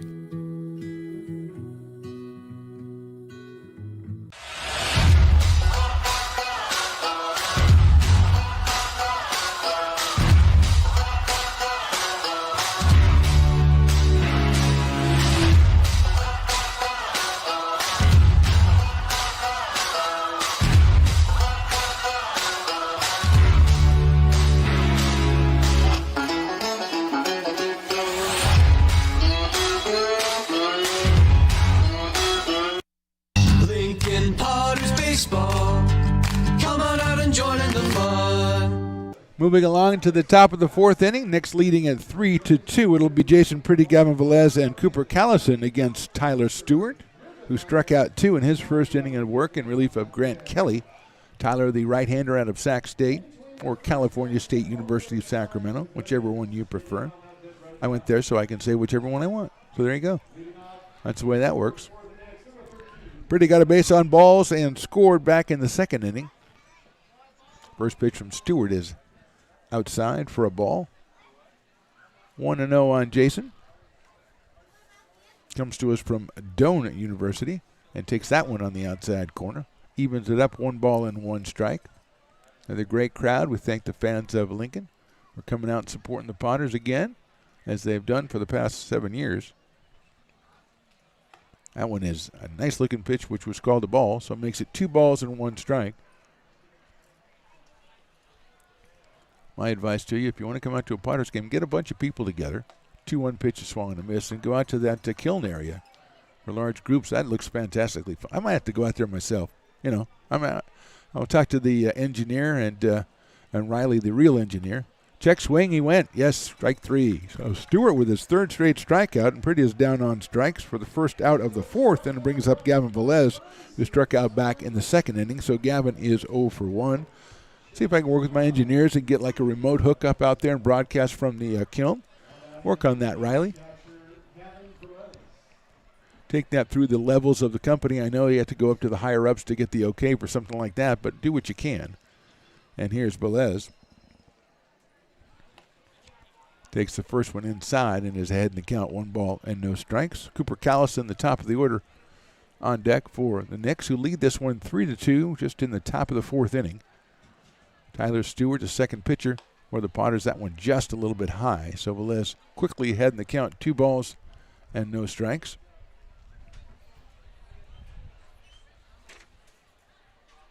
Stewart from the windup throws that one right down the middle, and consequently he is rewarded with a strike call. 2-1 on Gavin. Right-handed hitting catcher out of Sonoma State University. Chops that one down. Yes, right over by the dugout, the Knicks dugout. That one fortunately hit the screen before it got out to where the hundreds of Knicks players are congregated. But evens the count up quickly at 2 balls and 2 strikes on Gavin Velez.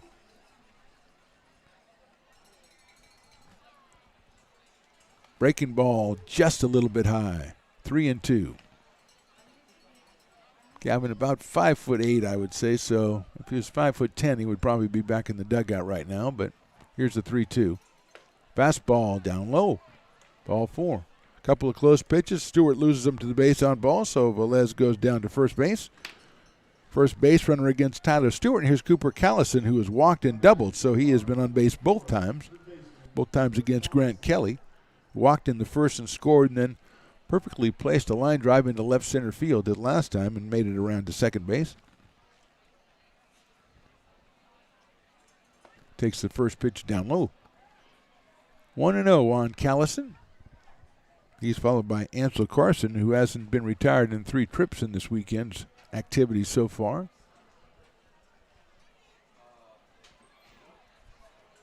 Fastball got caught the outside corner.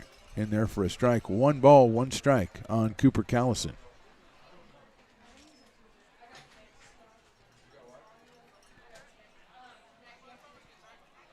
Two in the first, 1 in the second for the Knicks. Potters with 2 in the first. That's a swing and a miss by Callison. That's how we got to 3-2 here in the top of the 4th.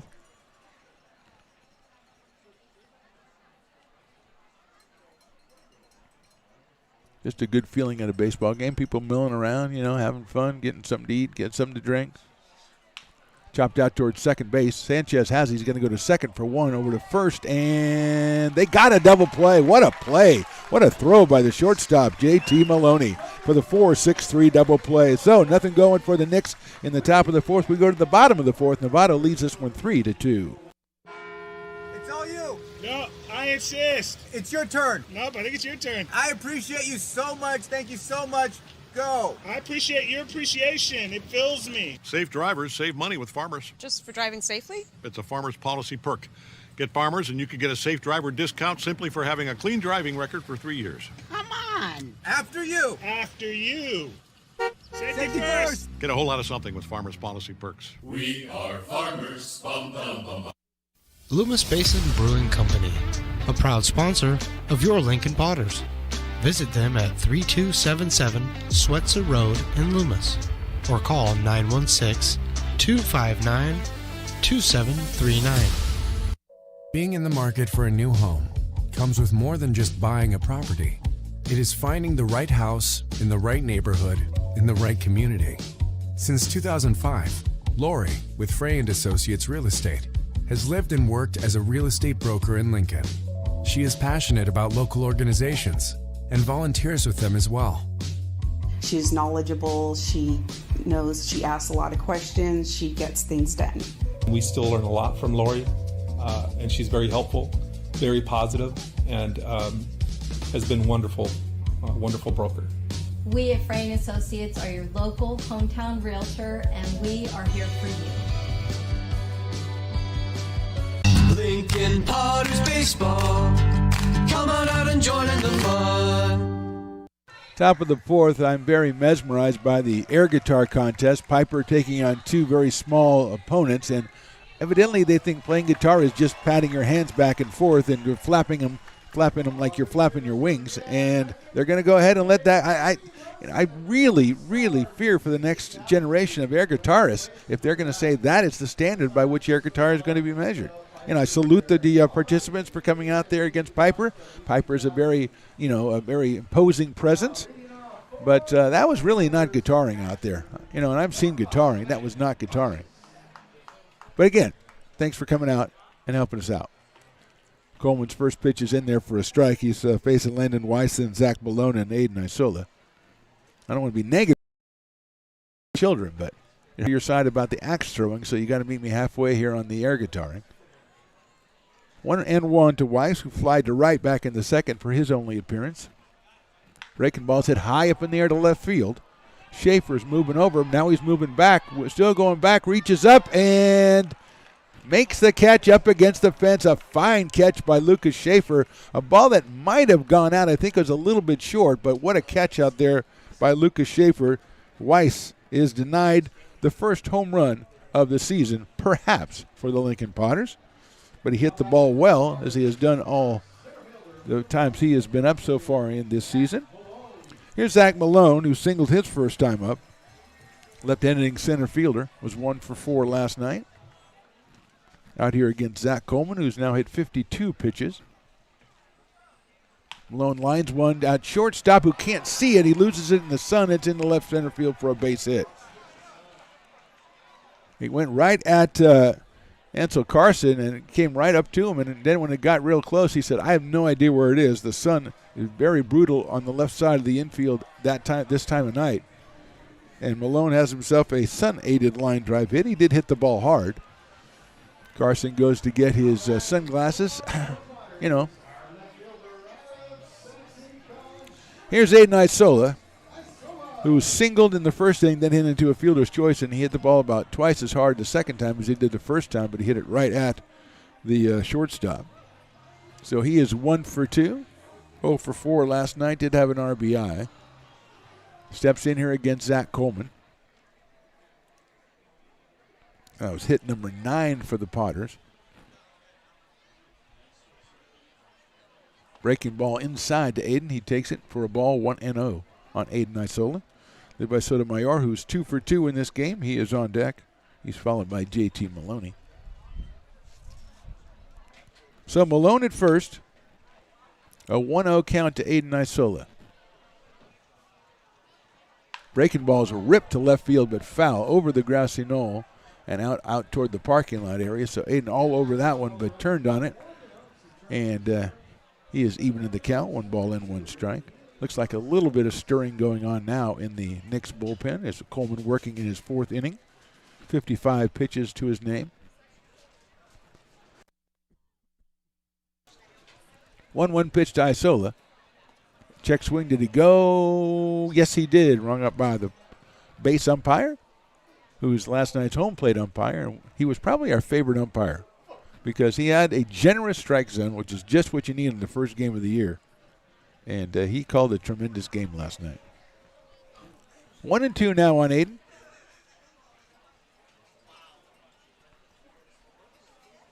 That's high with a fastball by Zach Coleman. 2-2. Malone down at first base.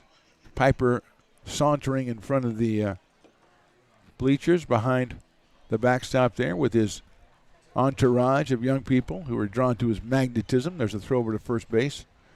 And back in is Zach Malone. Maybe it's the tail feathers that does it. I don't know. But they just flock to him. 2-2 coming up. Malone creeps off at first base. And down in the dirt. Nice block by Gavin Velez.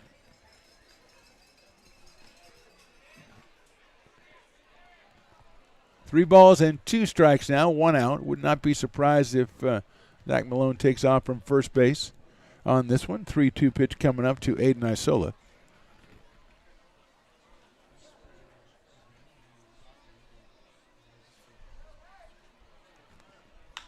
High fly ball right field, short right field coming in as Holiday. He's not going to be able to get there. Good base running. Right there, good base running by Zach Malone. He went halfway. He saw the ball was going to get knocked down and took off and beat the throw into second base. It's a single for Isola, his second hit of the game. 10th hit for the Potters. Aiden didn't hit that one as hard as he's hit some of the other ones, but he found a good spot in front of Holiday in right field. And here's Levi Sotomayor. Singled in the first, singled in the second. So Levi up here with 2 runners on and just 1 out in the 4th inning. Left-handed hitting. First baseman today. That's outside. Try to place a curveball in the outside corner. Just missed a little bit, so it's 1-0 on Levi. JT Maloney to follow. Malone at second. Isola at first. There's a fastball, good-looking pitch in there for a call strike. Levi had a thought at it and then let it go. Caught the outside half of the plate. 1 ball, 1 strike.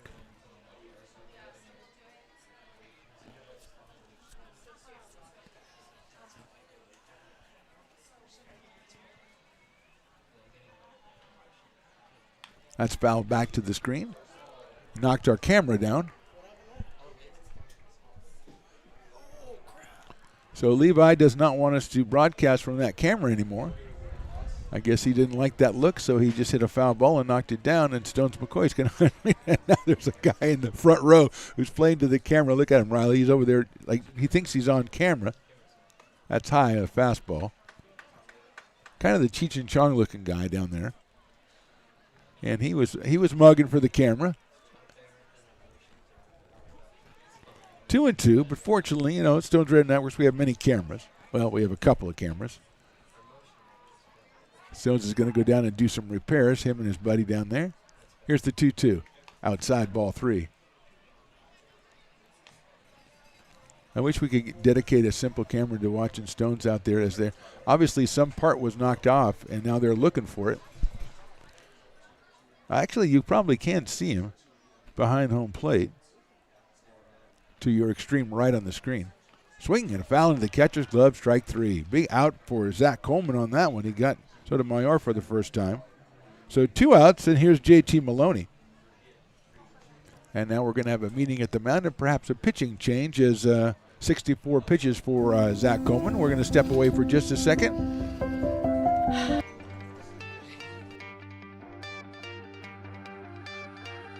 Gooseport Public House. We have sports on 10 big screen TVs, 23 beer taps with classics and crafts, a full bar with creative craft mixed drinks, live music, and most importantly, great fresh food. In downtown Roseville off Vernon Street, only 15 minutes from the ballpark. See ya at Gooseport.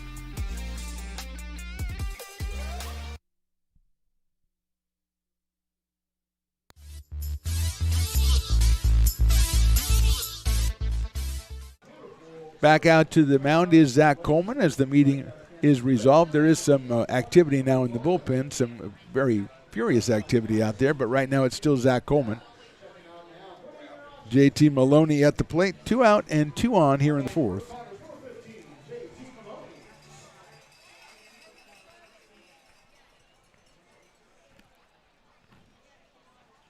Takes outside for a ball. JT singled in the first inning and scored, hit into a fielder's choice in the second, so he is 1 for 2. Was 0 for 4 in last night's opener. Shortstop out of Sac City College.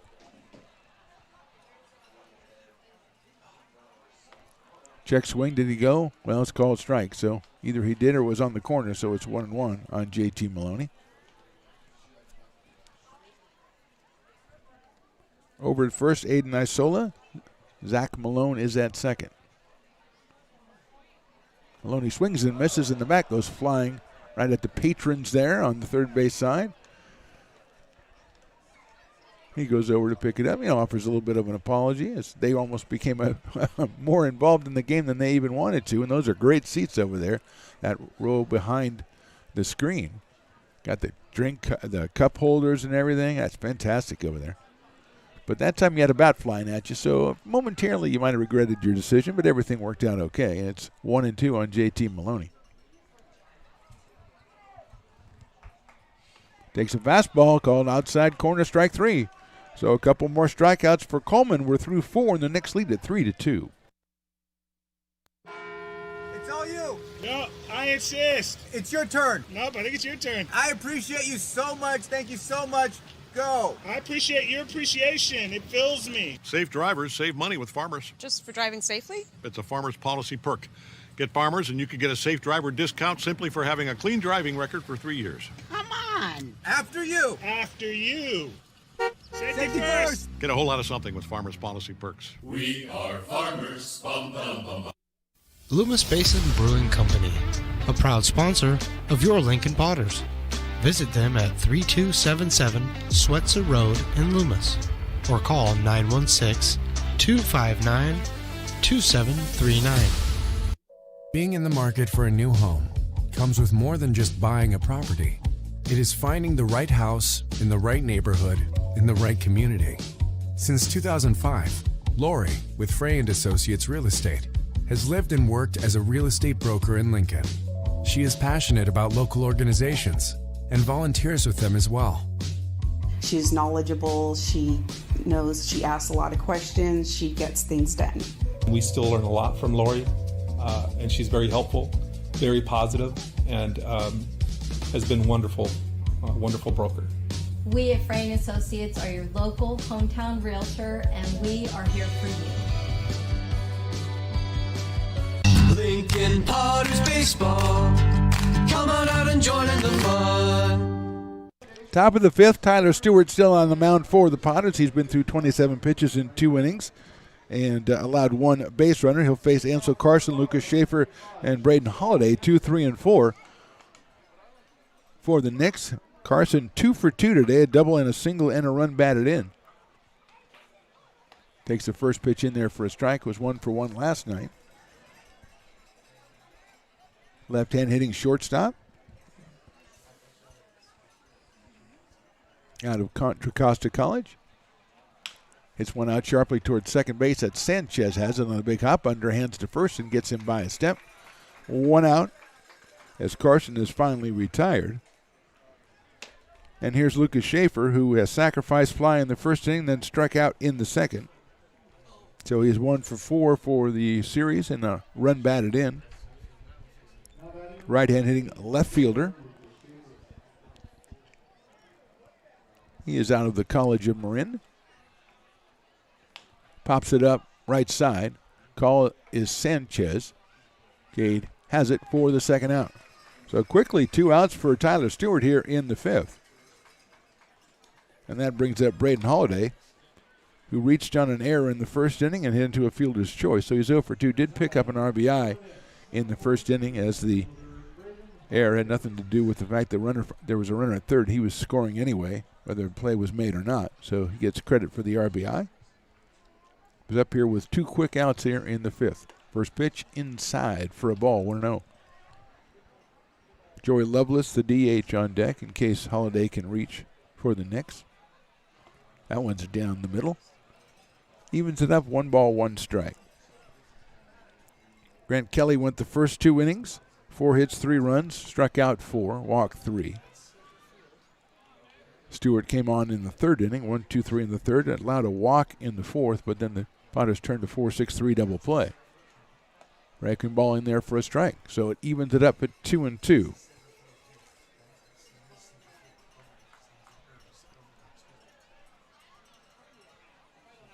That's hit well to left field, going back as Isola, still going back, looks up, and that one is out of here. Braden Holiday hits the first home run of the season, a line drive over the left field fence, and the Knicks now lead at 4-2.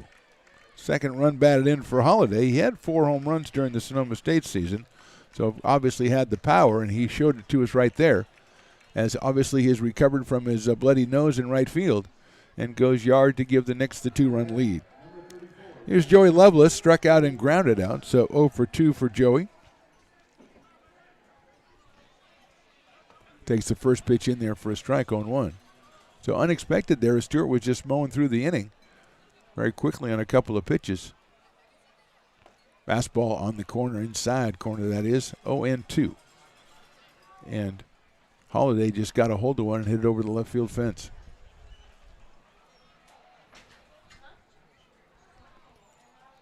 Fastball just misses outside. 1-2 on Joey Lovelace.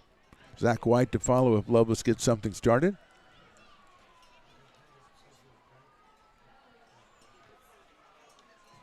Fastball just a little bit low. A couple of Potters thought it might not be low, and they kind of headed off toward the dugout area, but they are going to have to return to their respective positions as it's 2 balls and 2 strikes. Lovelace swing and a miss inside fastball, got him on strikes. So 1 run, 1 hit, and nobody left. We go to the bottom of the 5th inning. It's the Knicks 4 and the Potters 2. The mouth-watering Big Mac with a savory Filet-O-Fish and a tasty McChicken. My goodness, that looks good. Oh, you're making a McDonald's menu hack. Yes, a land, air, and sea. Oh, it's going to tip over. No, it's good. It's good. Very stable. Order the land, air, and sea by name. Build it by hand.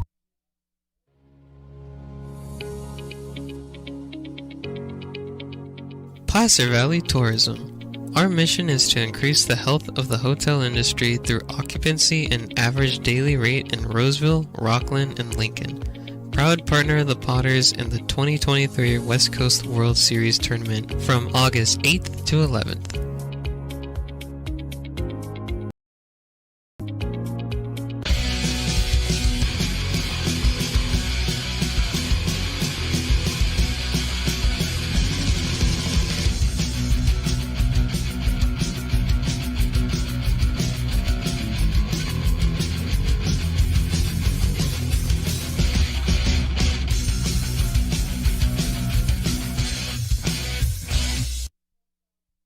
Lincoln Potters baseball. Come on out and join in the fun. Zach Coleman still out on the mound for the Novato Knicks, working into his 5th inning. He'll face Cade Sanchez, Trey Furry, and Brandon Springer after the Braden Holiday home run gave the Knicks a 4-2 lead.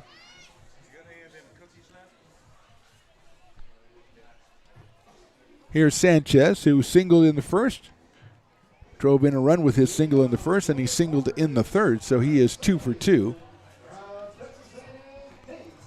Out of Houston, Texas, and Texas A&M Corpus Christi.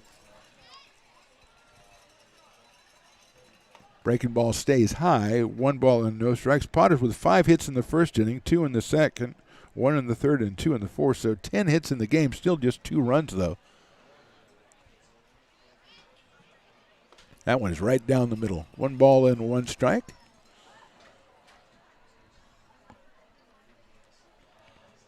Oh, that's some good looking nachos right there. Sorry, I'm kind of distracted. Like a good plate of nachos. That's in the dirt. 2-1. They come back. It's like 4 people come back. One of them's got nachos. One of them has a burger. One of them has a dog. And one of them has, I don't know, shaved ice or something. I like that. You take advantage of everything. It's a smorgasbord out there, Riley. You got to take advantage of everything. Engineer Riley over here saying, I'd never do that. That is down low for a ball, 3-1. You got to try it all, baby. We've got the Fat Cat is fantastic dogs and all kinds of stuff over and brats and stuff. But we also have the in-house hot dog people, the Lincoln Potters hot dog people, I call them, and they turn out a delicious dog as well. And then you've got the, brick and barrel backyard down there. You've got the kiln out there. You've got the bounce house over there. No wonder there's 1,500 more people here tonight. Thank you, Lincoln Potter fans. No wonder. 3-1 pitch is hit sharply to the third base. Nice play over there by Callison. He goes across the diamond and gets him. Did he get him? No, he didn't. It's going to be a misplay at first base, I think, by Jaden Huangtu. He had it. I think they had it in time, but he could not handle the throw, and that's going to have to be an error on the first baseman as Sanchez reaches base. Nice play by Cooper Callison as that one was headed to left field. And he cut in front of it, picked it up and gunned it across the diamond, but couldn't handle it over at first. First error of the game for the Knicks. Let's see if the Potters can take advantages. Here's Trey Furry, who is singled and struck out. So he is 1 for 2. Sanchez on for his third time today. Furry takes a fastball call strike on the outside corner, and he looks down at JP and just shakes his head as he and the outside corner are not friends so far tonight. Coleman checks Sanchez at first. Very short lead over there. Trey fouls that one back to the screen, so very quickly 0-2 with Brandon Springer to follow. One thing that Coleman has not done so far, he's given up a lot of hits, has not walked anybody. So Potters have to earn everything they're getting, except for that last error, of course. But prior to that, 10 hits, but that's all the base runners, nobody extra. 0-2 now on Trey. Line drive right back up the middle into center field for a base hit. Sanchez is probably going to stop at second as Pretty has it and guns it into the shortstop Carson. Gets through him, but picked up by Callison. So Furry delivers a line drive base hit to center field. His second hit of the game, the Potters' 11th, as Coleman goes over 75 pitches. And here's Brandon Springer out of William Jessup. He has a sacrifice fly and a strikeout in this one. Looks down at JP, manager coaching at third base, not giving up his third base coaching box for anything. Let's see what the plan is here as we've got Don Magrella on deck.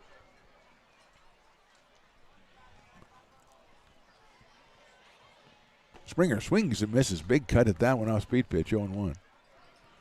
He got money's worth on that one. Unloading the swing from the shoe tops, but couldn't make contact. 0-1. Zach Coleman out of the College of Marin on the mound for the Knicks. That's chopped down the third baseline. That's a foul ball. Handled over there by Callison, but in foul territory. So, again, quickly 0-2 now on Brandon Springer.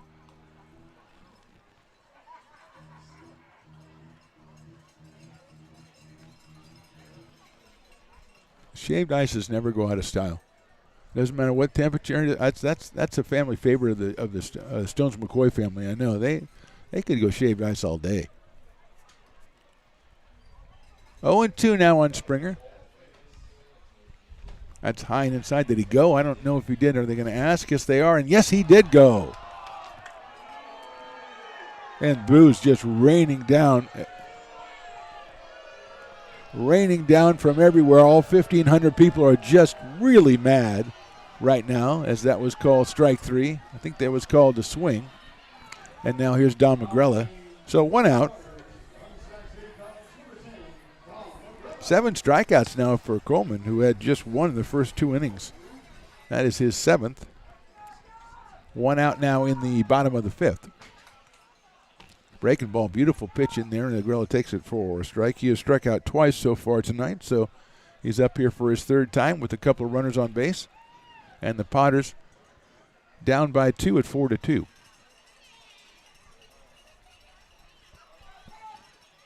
Swing and a miss at a high fastball.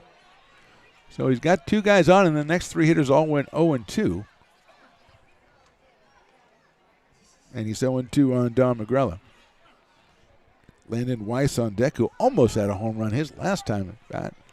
Nice catch out there by Schaefer in left field. Here's the 0-2. That sharply hit down to Callison. He's going to step on third for one, gun it across the diamond in the dirt, and can't be handled over there by Wang Tu. That was not his fault. It was bounced over there as Callison trying to get rid of it quickly. And good hustle by Agrella. He legs it out. Fielder's choice on the play. Sanchez is retired. Going to second is Furry. So Furry at second and now Agrella at first. And here's Landon Weiss, who, as we mentioned last time, hit a fly to deep left field, and Schaefer made a jumping catch at the fence. Was unclear whether it was going to go over, but it was pretty close. And he was robbed on that one, flied to right his first time. So Landon is 0 for 2 after being 1 for 2 with a couple of runs batted in last night. He takes it outside for a ball, 1-0. Furry at second, and now Agrella over at first. Almost an excellent play by Cooper Callison the third, but he knew he had to get rid of it quickly and just couldn't get everything on it. Weiss takes on the outside corner for a strike, 1-1. 1 ball, 1 strike, 2 outs, 2 on, bottom of the fifth.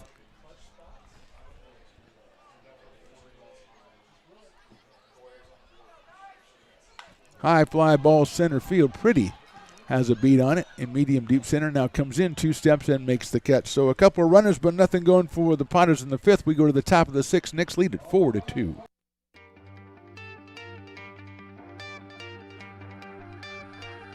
Gooseport Public House. We have sports on 10 big screen TVs, 23 beer taps with classics and crafts, a full bar with creative craft mixed drinks, live music, and most importantly, great fresh food.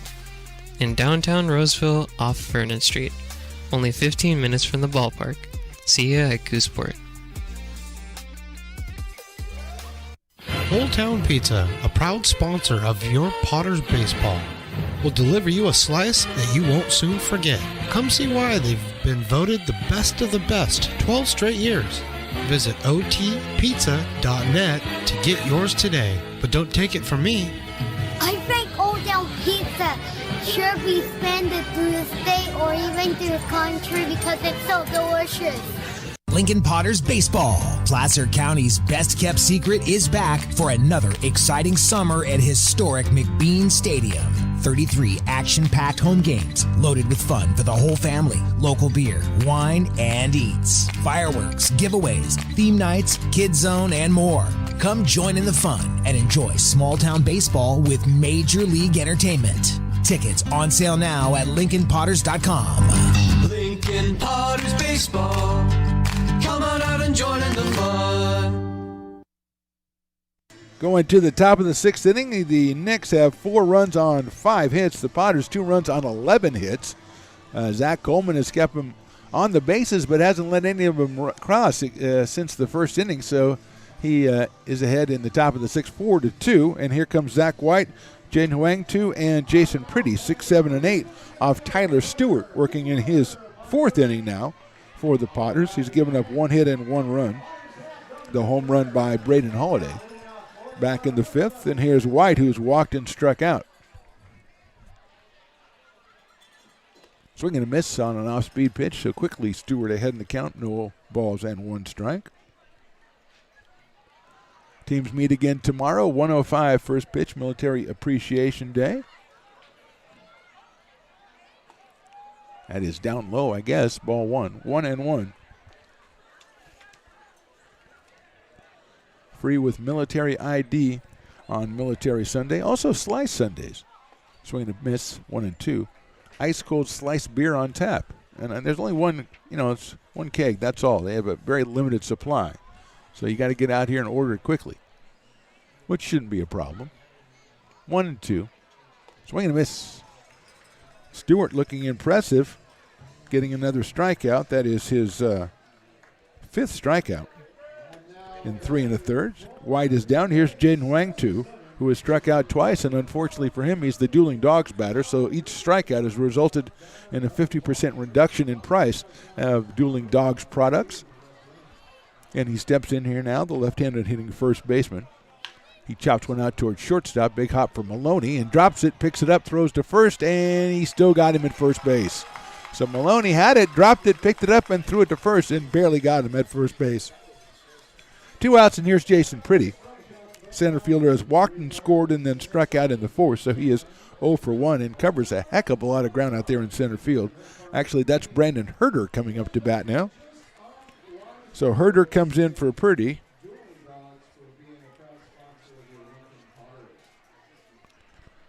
Brandon played last night. He's out of Sonoma State. Had a good night last night. He was 2 for 2 and scored a run last night. So Brandon is up here as a pinch hitter for Jason Pretty. Left-handed hitter will probably take over in center field as well. First pitch is outside and low. It's 1-0 from Tyler Stewart. Right-hander from Sac State. Grant Kelly started with the first 2 innings, and then Stewart has gone the rest, and he throws that one inside for a ball, 2-0. Former Potters manager Ryan Stevens up in the booth a couple minutes ago. Good to see him. That's fouled out of play. Says he's trying to stay away from McBean Stadium, but his kids keep wanting to come out to the ball game, and so he's got to, you got to bow down to the authority. So he's been out here both nights. That's in there for a strike, 2-2. But he says it's not his doing. It's the kids that want to come out. So we said 1,500 fans, and we thank the Lincoln Potter fans for coming out again. Swing and a foul ball in the catcher's glove, and it pops out of the catcher's glove, so Herder is still alive. 2 balls and 2 strikes, 2 outs here in the 6th. Knicks lead it 4-2.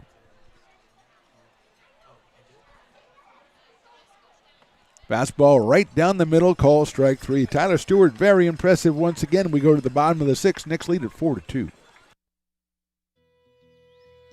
It begins on the farm, where hard work breeds motivation. Care is taken under watchful eyes. With new growth comes inspiration, where playtime is mandatory. Welcome to Dueling Dogs Brewing Company. Meet the Stevens, a husband and wife who work hand in hand to craft exclusive small batch beer, mead, and cider. Using locally sourced ingredients to ensure freshness in every glass. Where a community of farmers, local artisans, and amazing food make for a truly inspired atmosphere.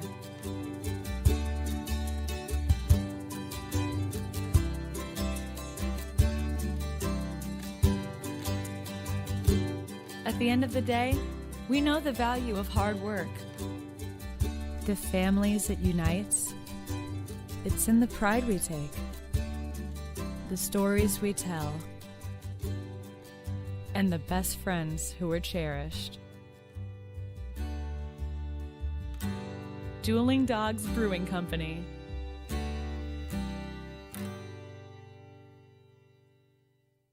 Lincoln Potters Baseball. Come on out and join in the fun. New inning means a new pitcher for the Novato Knicks. It's Hogan Weaver, a right-hander's coming in. He's out of Sonoma State University. He will relieve Zach Coleman, who goes 5 innings, gives up 11 hits, 2 runs, didn't walk anybody, and struck out 7. So he gave up a bunch of hits, but didn't walk anybody, and after the first 2 innings, had 6 strikeouts in the next 3 innings. So overall, pretty good job by Zach Coleman, and now it's Weaver who will face Zach Malone as we start the bottom of the 6th. Fastball inside corner, call strike. Malone is singled and singled, so he is 2 for 2 today. Had a hit last night as well. Left-hand hitting center fielder. Fastball, that's in there again, strike 2.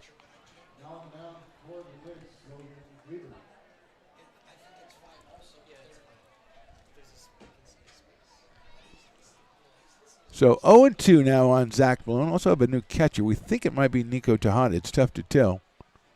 That's outside for a ball. We're trying to figure out what number it is with the catcher's gear on right across the middle of the number. It's either 3 or 5, and there's no 3 on the roster, so we'll go with that. And if we're wrong, we will blame it on Riley and move on. Here's the 1-2 pitch. Outside. with, I think it was supposed to be a breaking ball, almost like he didn't get a good grip on it. So it's 2 balls and 2 strikes on Zach Malone, followed by Aiden Isola and Levi Sotomayor. 9-1-2, and the Potters do have activity also in their bullpen, as Stewart has gone 4 innings of pretty good work. That's fouled back to the screen. On an inside fastball, Weaver brings it up there pretty well, and Malone fouled it off. Might have got a piece of the umpire, maybe. No, he looks okay.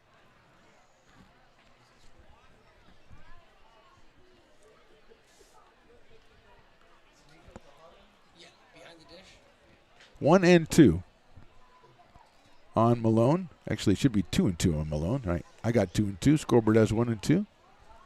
I'm going to go with me.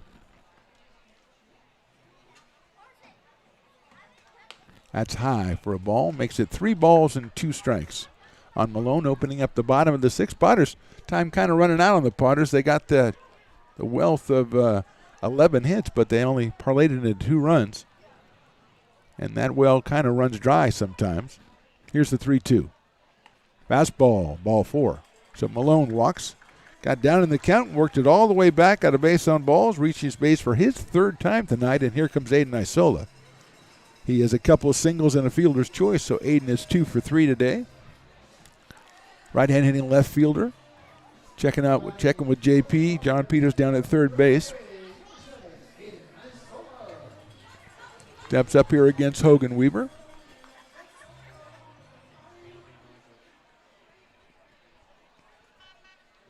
Short lead at first by Malone. That's an inside breaking ball. 1 ball and no strikes. Doesn't seem as comfortable throwing the off-speed stuff as he does throwing the hard stuff. And it is 1 ball and no strikes on Aiden Isola.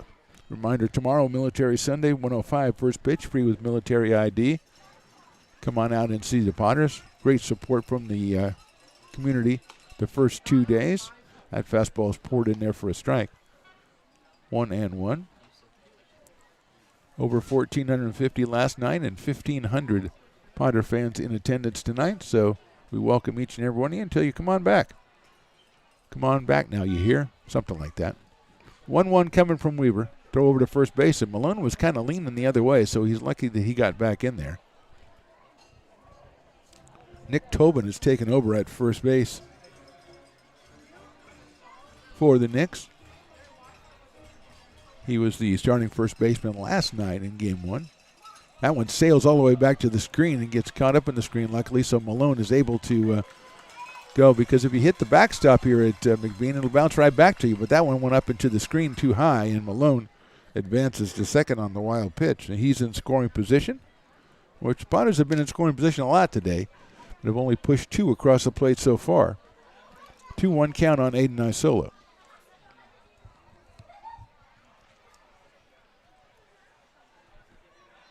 Swing and a miss at the fastball. So the fastball's quality. We've seen that. And he is even with Isola, 2 balls and 2 strikes. Aiden, a good fastball hitter. Couldn't get around on that one. Levi Sotomayor to follow. Potters need to get something going here. They have a runner at second and nobody out. 2-2 on Aiden Isola.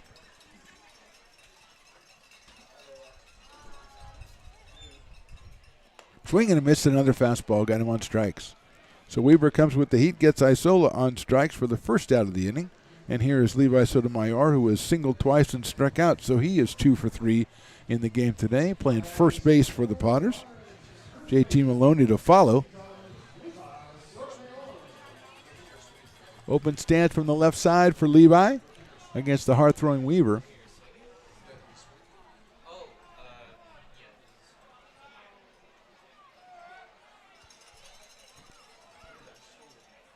First pitch, a breaking ball. He got that one in there on the corner, so good pitch by Weaver.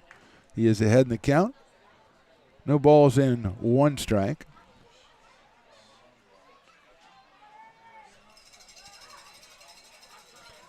Activity continues in the Potters bullpen.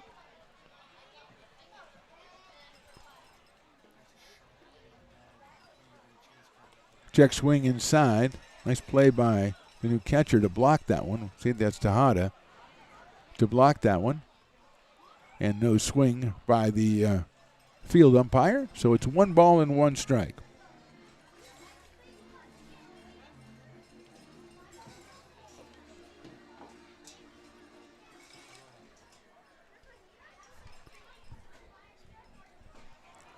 1-1 coming from Hogan Weaver. Fastball, call strike 2. 1-2 on Levi.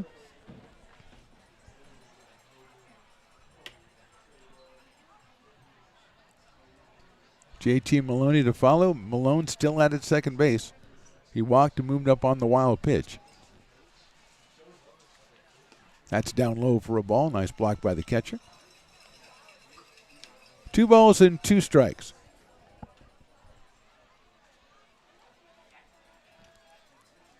Potters need to do something. Last time they scored, the only time they scored was 2 runs in the bottom of the first inning. That was quite some time ago. And they've got runners in scoring position in all innings. Here's the pitch. Curveball didn't get the grip on it again. 3-2 now on Levi. So you can pretty much, it seems like with Weaver, pretty much eliminate the breaking ball and just kind of sit on the fastball. Unfortunately, his fastball is pretty fast, and it's got to buy a couple of Potters hitters already. 3-2 now.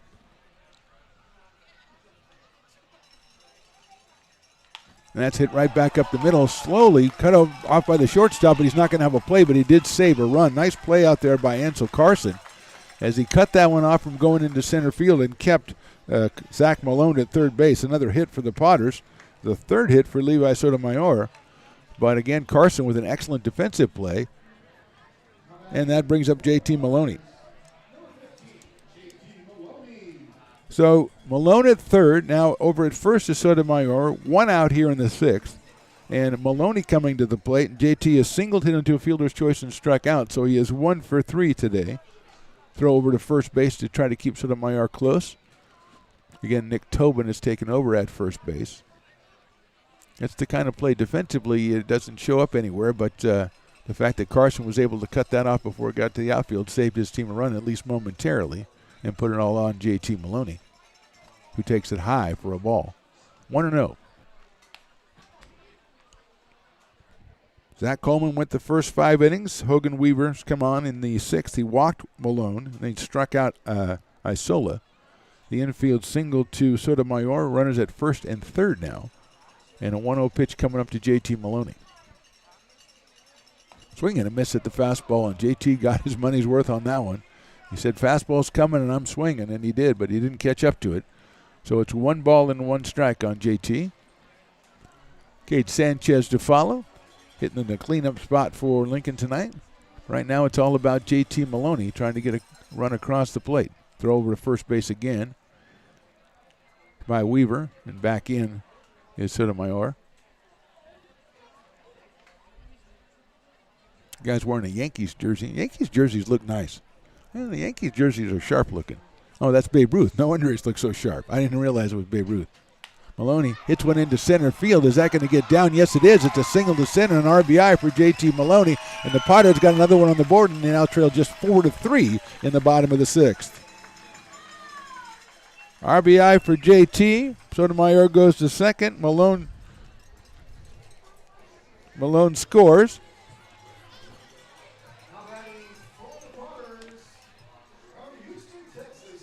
Here's Cade Sanchez.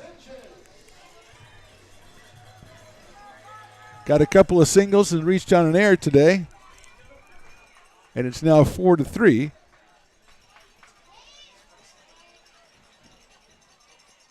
That one is a little bit high. Took something off that one, did Weaver. So good at bats by Sotomayor, and Maloney just stayed in against a hard-throwing right-hander. Couple of singles, and now it's 4-3.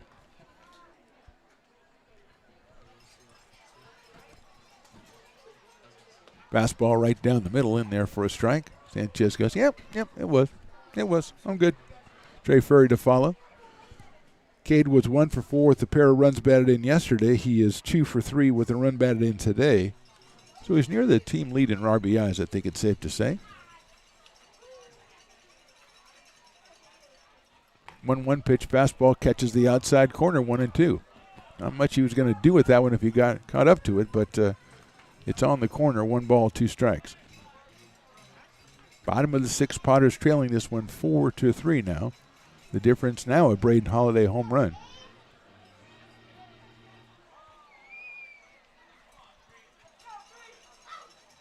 Head ball is hit well to left center field on the run. out there. They're not going to catch up with that one. One run is going to score. Here we go again. It's Maloney's rounding third. You're going to send him the throw to the plate on a hop. The tag is applied. He is out at the plate. The throw to third, and he is out at third.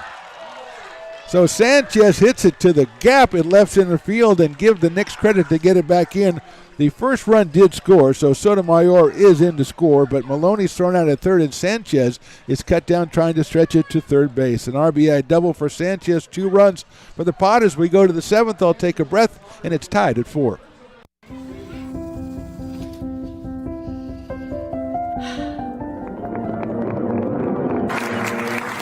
Welcome back, Olympia's 5th grade orchestra. Perhaps there's no place like your home because you made it so at RC Willey. Hi, Bill Evans, President of the Placer County Association of Realtors. We're in the store, our conference facilities, an amazing team helps keep together an amazing organization, and we thank them all. This organization can't do what it does and can't run the way it runs without the help of so many members volunteering their time.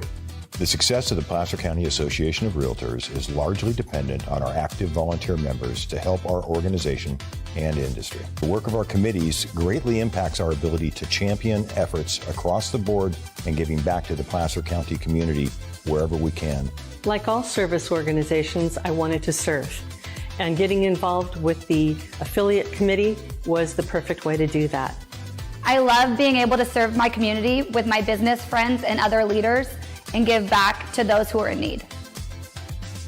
The thing I love about the PCAR committees is they all work toward the same goal of bringing the community together to support those in need in our surrounding area. I instantly came to the meeting and had a wonderful time, felt like I was a part of something bigger, and it was just the start of my leadership journey.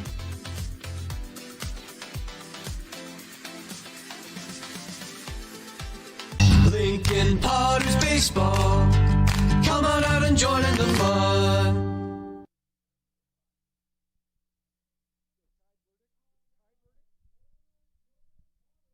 New pitcher for the Potters. Kai Burdick, 6'9", 255 pounds, out of Carlsbad, California, University of San Francisco. I call it USF. And he comes in there with the score tied at 4 as Sanchez delivers another RBI.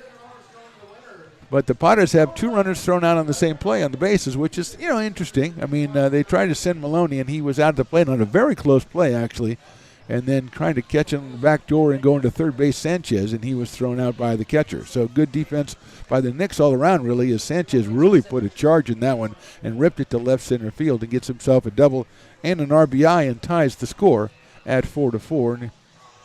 Burdick's done with the warm-up tosses. And we're going to find out who took over for Gavin Velez at catcher. It is Nico Tejada. Okay.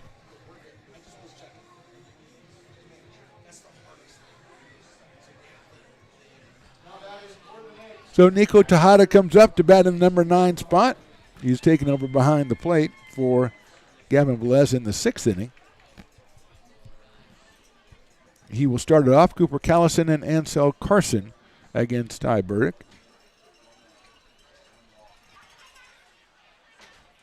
That's in the dirt for a ball. And you know it's in the dirt when the umpire turns it aside and goes, no, come on, man. So 6'9", 255 pounds. Kai Burdick, the third pitcher. Fastball inside for a ball. Tyler Stewart went 4 innings, gave up 1 hit and 1 run. And struck out 6. So he was excellent in his 4 innings. Grant Kelly went the first 2 for the Potters. Fastball inside again, 3-0 on Nico Tejada. Nico played second base yesterday, was 0 for 3. He is behind the plate in a fill-in role, taken over in the bottom of the 6th. And now getting his first at bat. Fastball is in there for a strike, 3-1. So the Potters were down 2-0, then they tied it up in the first 2-2. They were down 4-2, tied it up in the 6th, 4-4. Fastball is inside, ball 4. He goes back to the screen. So Tejada is at first base, and here's Cooper Callison. The third baseman has walked and scored, doubled, and then hit into a double play. So he is 1 for 2 and has scored a run. See if Trey Furry moves in at third base as Callison here with a runner at first base and nobody out.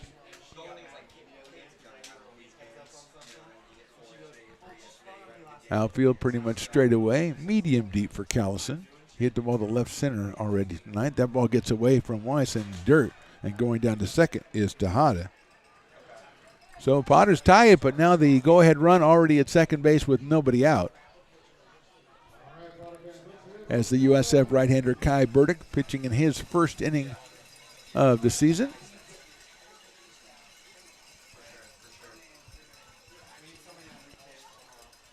One ball, no strikes on Callison.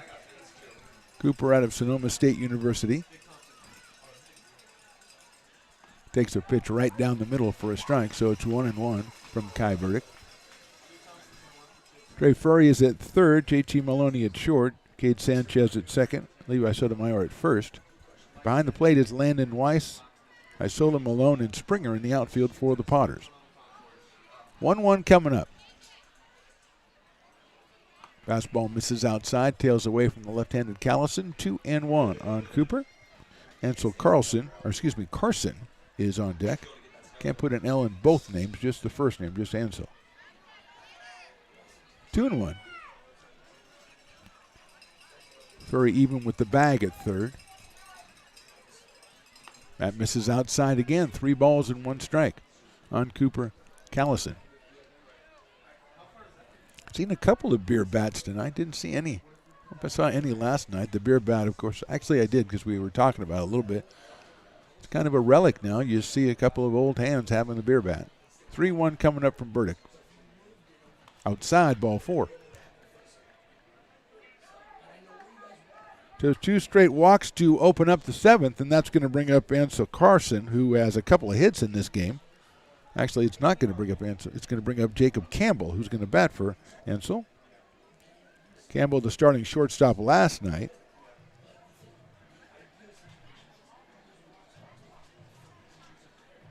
Comes on with 2 on and nobody out. Jacob was 1 for 3 last night, scored a run, had a double in the 7th inning before being replaced by Carson, who came on and got a base hit for him. So now see if he can return the favor as he's up here with 2 on and nobody out. Potters have to be thinking perhaps sacrifice situation.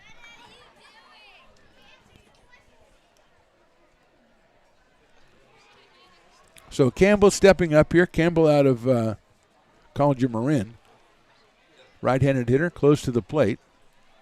Furry even with the bag at third. In front of the bag is Sotomayor over at first.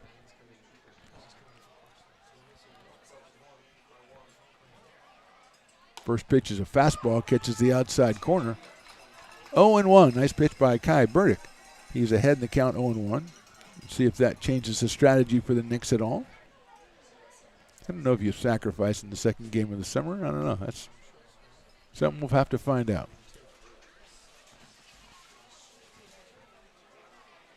That's in the dirt, gets away from Weiss. Somebody's going to have to cover home plate because that's going all the way up the first base line. Burdick comes in.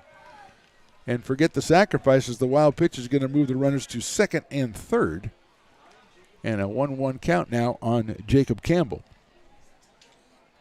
Lucas Schaefer scheduled next for the Novato Knicks.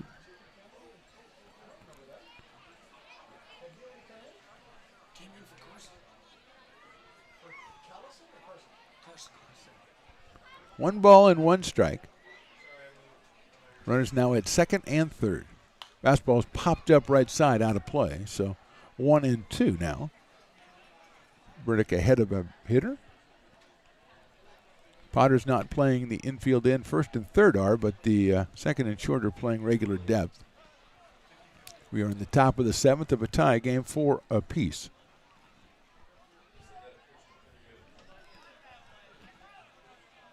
Fastball on the outside corner, call strike 3. So Campbell is out on strikes. Big strikeout for Burdick. And now it's Lucas Schaefer's turn. Fly to center, sacrifice fly in the first, a strikeout in the second, and a pop up to second base in the 5th for Schaefer. So he is 0 for 2, has driven in a run. did have a hit last night, was 1 for 3. He's got 2 runners in scoring position now and 1 out here in the 7th. He hits one down the third base line, foul, and that one goes past the dugout all the way out to the bullpen area. So it is 0-1 on Schaefer.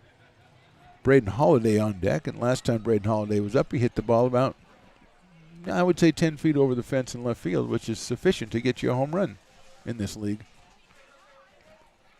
0-1 coming up from Kai. Fastball, that's outside. 1-1. Top of the 7th, 4-4 score.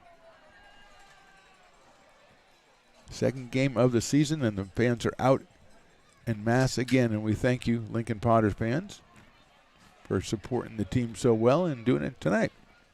1-1 pitch is right in there for a strike, 1-2. Callison's out at second. Tejada is over at third. Both reached via the walk and then advanced on a wild pitch.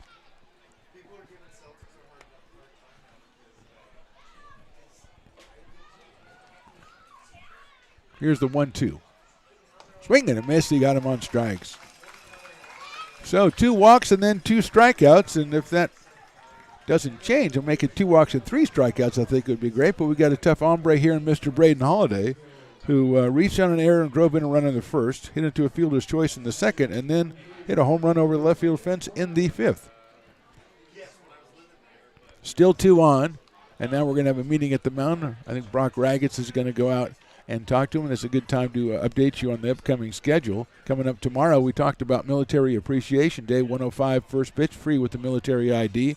Then on Tuesday, the Sacramento Yankees are in town. Potters are taking Wednesday off.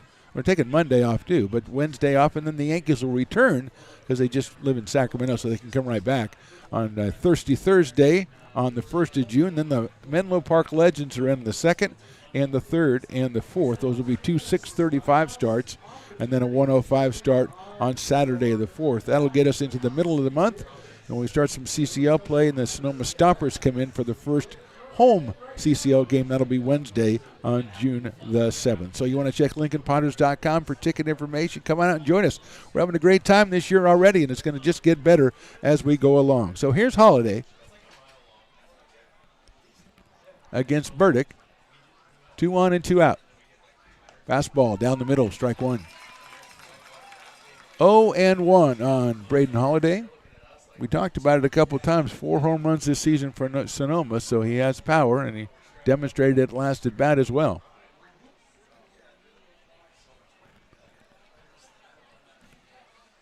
Fastball, that's on the corner as well. That's a beautiful spot right there for Kai Burdick. 0-2 on Holiday. He's gone to both sides of the plate now.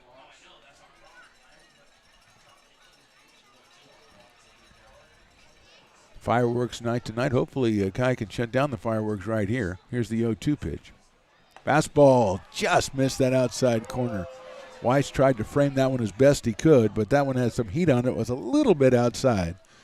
And it is 1 ball and 2 strikes. Callison at second, Tejada at third. It's all about Holiday and Kai Burdick right now. 1-2 pitch.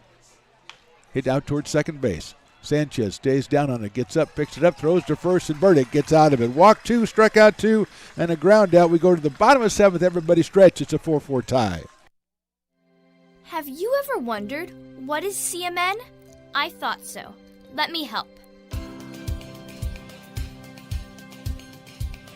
CMN stands for Children's Miracle Network, a non-profit organization that raises money for children's hospitals.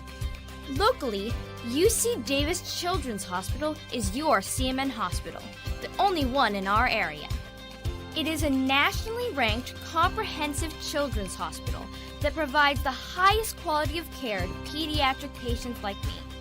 How is this level of care possible? With help from CMN donations. CMN teamed with corporate partners and community donors to fundraise for things like equipment, research, and patient care. All money raised locally during campaigns like this stays local to support children treated at UC Davis Children's Hospital. Sick and injured kids can't wait to get the care they need. And thanks to generous donors, partners, and fundraisers like you, we don't have to. Please give wherever you see the Miracle Balloon, and thank you for supporting CMN at UC Davis.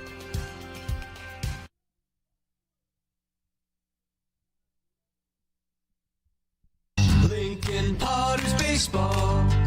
Come on out and join in the fun. Back out to the ballpark for the bottom of the 7th inning, a 4-4 tie. Hogan Weaver still out on the mound for the Novato Knicks. He'll face Trey Furry, then Brendan Springer and Don Magrella. The first 3 hitters for the Potters here in the bottom of the 7th as they try to take their first lead of the game, which will be a nice feeling as Kai Burdick put himself in a hole, walked a couple, threw a wild pitch to make it second and third, then came up with 2 strikeouts and a ground out and got himself out of the inning. That was well done by Kai. And hopefully his Potters teammates can put him ahead in this game as Weaver completes his warm-up tosses. Tejada guns it down to second base, and we are ready to go. So Tejada is in behind the plate. As we mentioned, Nick Tobin is over at first base now. Campbell will take over for Carson at shortstop.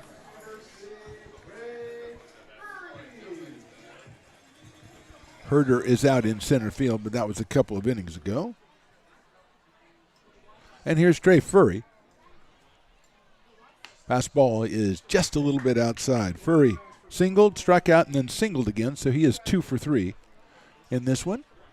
Singled in the first and singled in the 5th. That is in the dirt. 2 balls and no strikes on Furry. Brandon Springer to follow.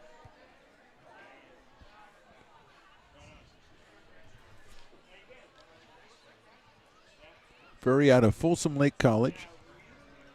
Slightly open stance from the right side against Weaver. High fly ball right field. I think that's going to be out of play. Holiday gives it a look, but it is out of play down the right field line. So it's 2-1 now on Trey. Starting off the bottom of the 7th, trying to get the Potters on top. Make it 2 in a row against the Novato Knicks. Really competitive first series of the season as we launch our, I think, 32 home game season. 2-1 pitch, off-speed pitch is down low for a ball, 3-1. At the end of the season, after the CCO playoffs, again, we will be hosting the West Coast World Series from August 8th through August 11th. Potters runner-up in the first season of the series and then won it last year, so trying to repeat this year. 3-1 pitch is fouled off, 3-2. 3 balls and 2 strikes. Potters hoping to make it to the CCO playoffs this year. They are the first week of August. Then that second week, the West Coast World Series. Starts on a Tuesday, runs through a Friday in August.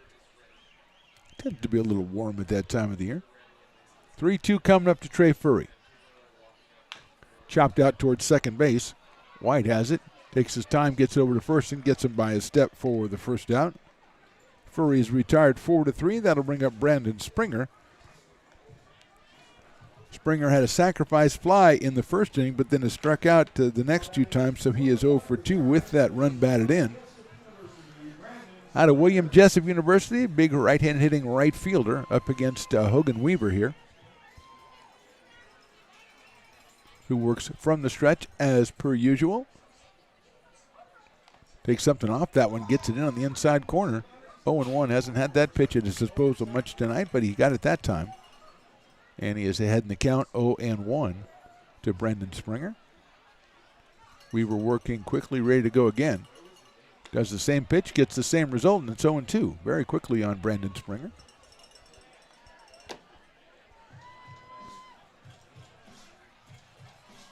Bottom of the 7th, 1 out, 4-4 tie.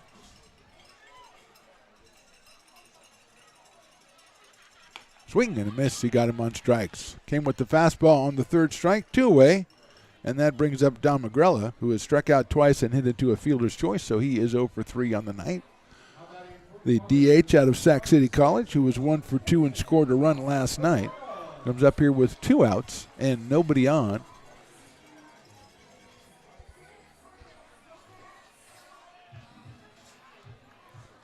Right-hander against right-hander. Weaver getting into his groove. Gave up a couple hits in the previous inning, but not this inning. His fastball is outside.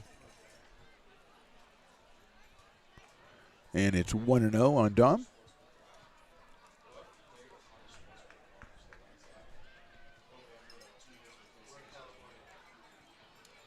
Coming up from Weaver. Inside and high, 2-0. Landon Weiss on deck. For Lincoln, who's, like I said, looking to get their first lead of the night. They won last night 5-2. 2-0 pitch misses outside. 3-0 on Dom.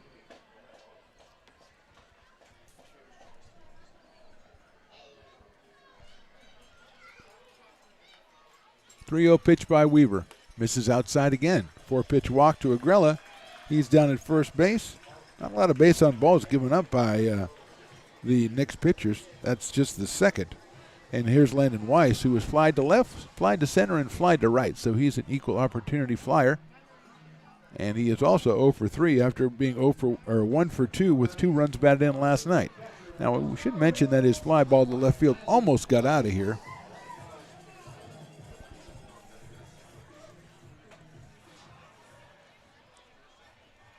So he's still maybe thinking about that one. I know I am. Agrella at first, a short lead by Dom. He's going. Pitch is down low. The throw to second base is in time, and he's tagged out trying to steal. Good throw by Nico Tejada. The tag applied by Campbell, and Agrella is out trying to steal. At the end of 7, it's the Knicks 4 and the Potters 4.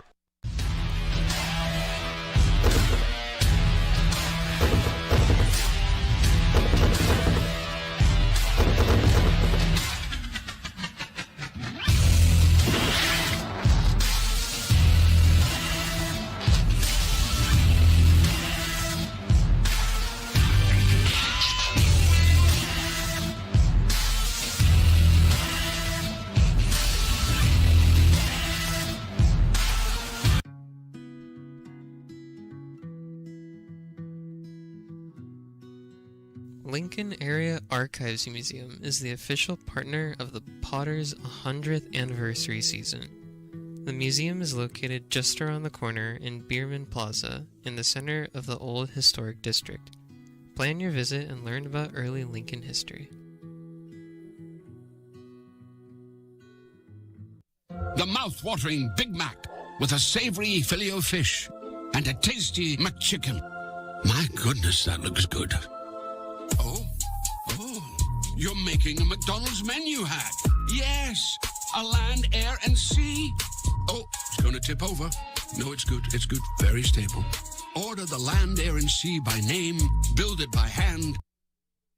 Lincoln Potters Baseball. Come on out and join in the fun. Is it bad that I get emotionally invested into the commercials? I think it is. I was getting all involved. No, you keep those. Well done. Okay, so now we're ready to go. Top of the 8th inning. Joey Lovelace, Zach White, and Nick Tobin will be the first hitters against Kai Burdick, who got himself in trouble and then got himself out of trouble in the 7th inning. So let's see how it works out, see if we can get a little bit better start here. I think we got a pinch hitter. We've got to check out a number here because that's not Joey Lovelace. It is number 1. That is Parker Falzone. So Parker Falzone out of the College of Marin is going to hit for Lovelace.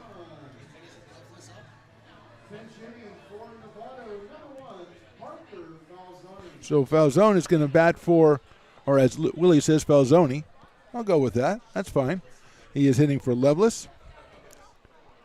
And I think we have another pinch hitter after that, but let's turn our attention to the first batter of the inning, which is Parker Falzone out of the College of Marin.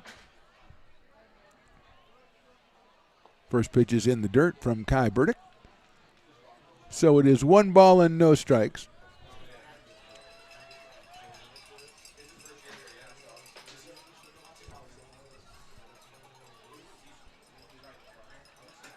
(6'9", 255 pounds. Kai Burdick. Next pitch swung on and missed. Big cut by Falzone. Couldn't catch up with it. 1-1. Kai out of Carlsbad, California. Attends the University of San Francisco.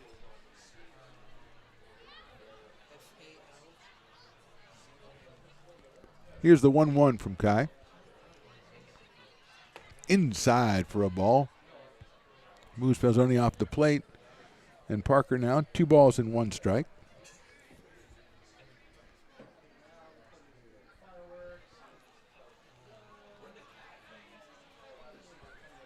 Two 1 pitch coming up. Chopped down toward third. Big hop for Furry. Picks it up, drops it, picks it up again, throws to first. Not in time. So it's going to be an error on the third baseman. Second error for the Potters tonight. And Falzoni's going to reach base. And we've got another pinch hitter here. I believe that is Shane Callison, who we saw last night. Yes, it is Shane Callison, who is batting for White. Shane came on late last night as well. Shane is out of Sonoma State University.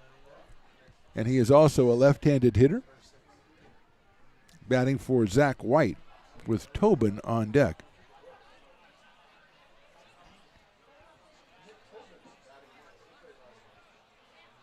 Fastball down low for a ball, 1-0.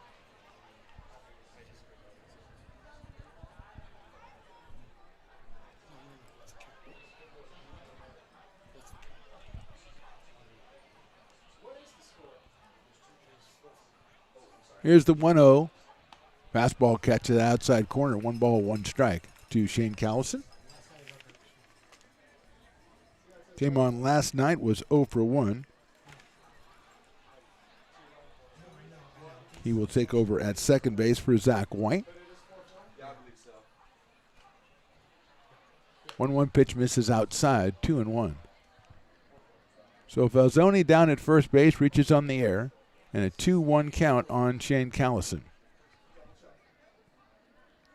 With Nick Tobin, the new first baseman, scheduled to go next. He had a couple base hits in last night's game. 2-1 from Burdick. That's in the dirt. There goes the runner on the delayed steal. The throw to second. The tag is made. Was it? Yes, it was. He is out. What a play by the shortstop. JT Maloney came in late, made the catch, and applied the tag at almost the same moment. What a play and a great throw from Landon Weiss, and that is a big play for Kai Burdick.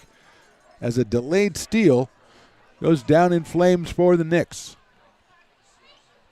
Weiss did what he had to do. He just threw the ball to the bag, and Maloney got there just in time to apply the tag.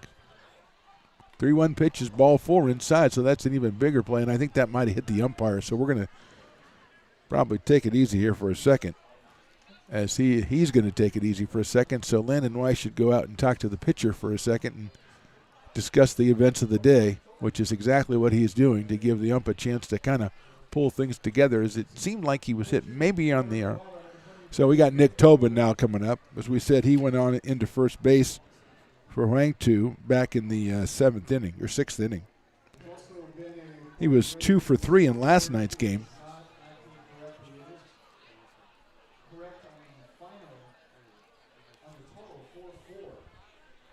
So here's Tobin, first baseman out of Santa Rosa Junior College. 1 out. Very fortuitous for the Potters that they tried to steal, did the Knicks, and a good throw by Weiss, gunned down the runner. So here's Tobin. That is inside for a ball from Kai Burdick. 1 ball and no strikes.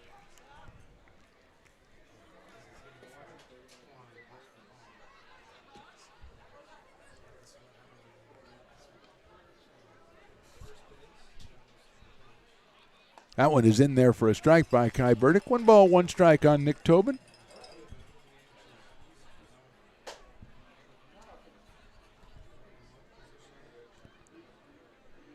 Callison down at first via the walk. And Burdick steps off. Top of the 8th, tied at 4. Kai Burdick, the third Potters pitcher. Grant Kelly started, then Tyler Stewart. Callison inching off over at first base. 1-1 pitch. Swung on and missed. Good fastball from Burdick. He's shown that fastball a couple of times since he's entered the game. 1 ball and 2 strikes now. Brandon Herder, the next hitter. Here's the 1-2 coming up from Burdick. There goes the runner. The pitch is swung on and fouled back to the screen. It was a high fastball, but Tobin just couldn't take a chance with 2 strikes. Probably with 1 strike, he lets that go, and maybe Callison has the base stolen, but couldn't take a chance on that one. He went after it and fouled it back to the screen. So it remains 1 ball and 2 strikes on Nick Tobin. And Callison will return over to first base.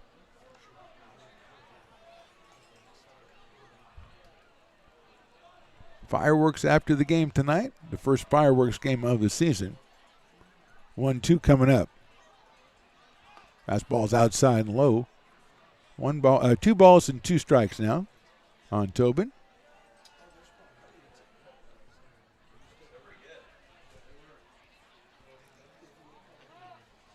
Burdick checks Callison over at first base. Sotomayor holding him on over there.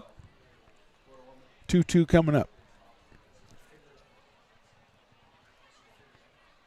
Look out. Did that hit him? I think it did. A fastball that just tailed all the way inside, was never close, and Tobin's hit by a pitch. So had 2 strikes on him, and he is hit by the pitch. So an error, a walk, and a hit by pitch so far in this inning. The Potters are fortunate just to be 2 runners on and 1 out, and they're going to be a meeting at the mound with Brock Raggets as Brandon Herder comes to the plate. And we're going to step away for just a second. We are in the top of the 8th. It's Knicks 4 and Potters 4.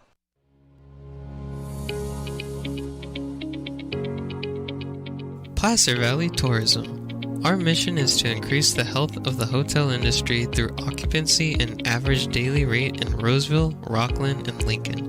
Proud partner of the Potters in the 2023 West Coast World Series Tournament from August 8th to 11th.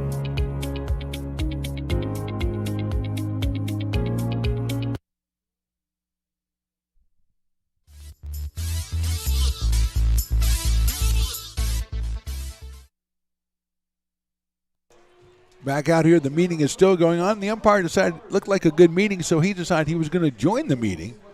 And now everybody's breaking up because once the umpire comes in, it's like having the parents come, well, this can't be any fun anymore. So now we're back at it. Brandon Herder coming up. He came on and struck out in the 6th inning. Had a couple of hits last night. He's up here with 2 on and 1 out in the 8th.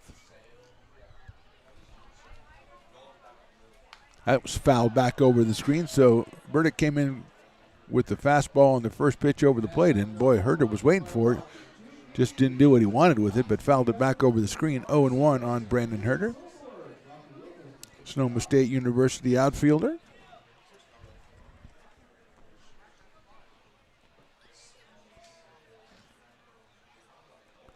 Burdick checking second.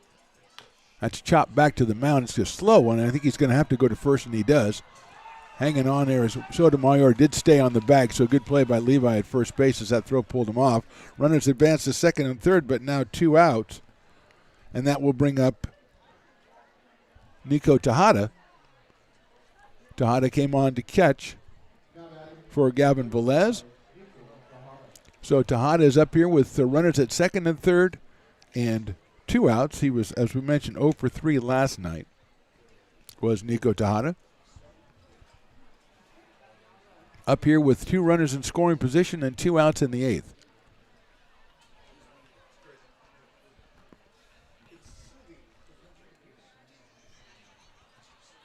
Right-handed hitter against the right-hander Burdick. First pitch swung on and missed. Coming down the line, Callison at third base, just looking for a pass ball he can make hay with. Tejada also out of Sonoma State University. About half the roster of the Knicks comes from the Seawolves, which is a tremendous name. 0-1, nice block as Callison was coming down, but Weiss with a nice block on had to backhand that one, and it is 1 ball and 1 strike. So any kind of misplay, any kind of pass ball wild pitch, it's going to be a score because Callison is getting a real good lead down off third base. 1 ball and 1 strike on Tejada. Cooper Callison on deck, the leadoff hitter, but that's not important right now. It's Tejada and Burdick. Hit sharply down the third base line and foul. Misses the hundreds of Knicks players congregated around the front of their dugout. 1-2. Tejada with a good connection on that one, but just pulled it foul, jumped on a little too soon. Potters do have some activity in their bullpen. We'll get a number on that. Get the bullpen cam working. 1-2.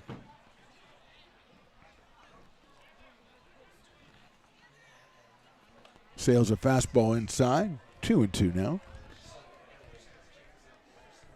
Looks like Gabe Maya is working out in the bullpen.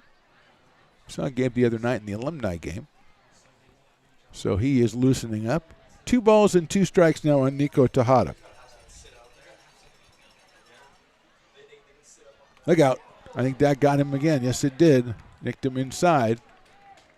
So hit by pitch. Going down to first base is Tejada.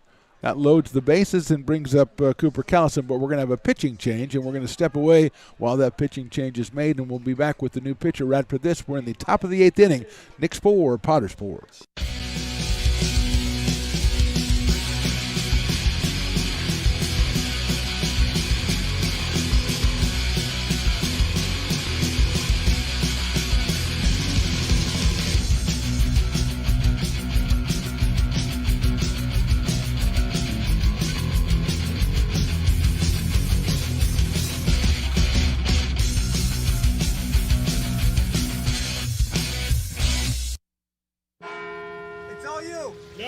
Insist. It's your turn. Nope, I think it's your turn. I appreciate you so much. Thank you so much.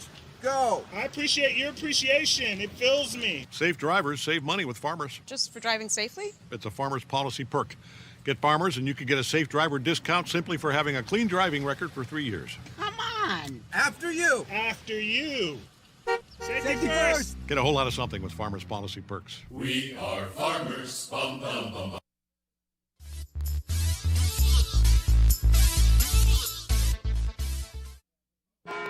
Lincoln Potters Baseball. Placer County's best-kept secret is back for another exciting summer at historic McBean Stadium. 33 action-packed home games loaded with fun for the whole family. Local beer, wine, and eats. Fireworks, giveaways, theme nights, kids zone, and more.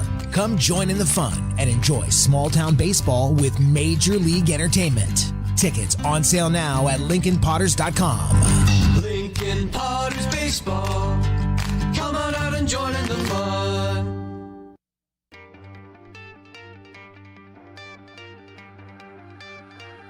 Gooseport Public House. We have sports on 10 big screen TVs, 23 beer taps with classics and crafts, a full bar with creative craft mixed drinks, live music, and most importantly, great fresh food. In downtown Roseville off Vernon Street. Only 15 minutes from the ballpark. See ya at Gooseport.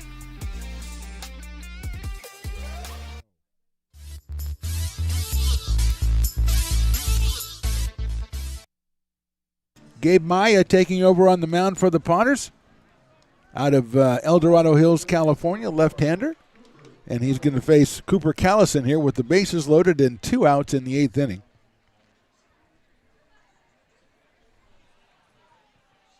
First pitch is in there for a strike. Sails it in there. A little slider action for Gabe Maya. 0-1 on Callison, who has reached on a walk, then doubled, hit into a double play, and walked again. So he's been on base 3 times out of 4. 0-1. Here's the pitch, same result. Strike 2. Potter fans getting into it here as it is the bases loaded in the 8th inning. So it's a good time to get into it. I think even Riley is kind of into it. And he really thought he was at a movies or something. He didn't really realize this was real. Swing and a miss. He got him on strikes. Maya comes in, 3 pitches and a strikeout. So we go to the bottom of the 8th. Knicks leave 3, and it's 4-4.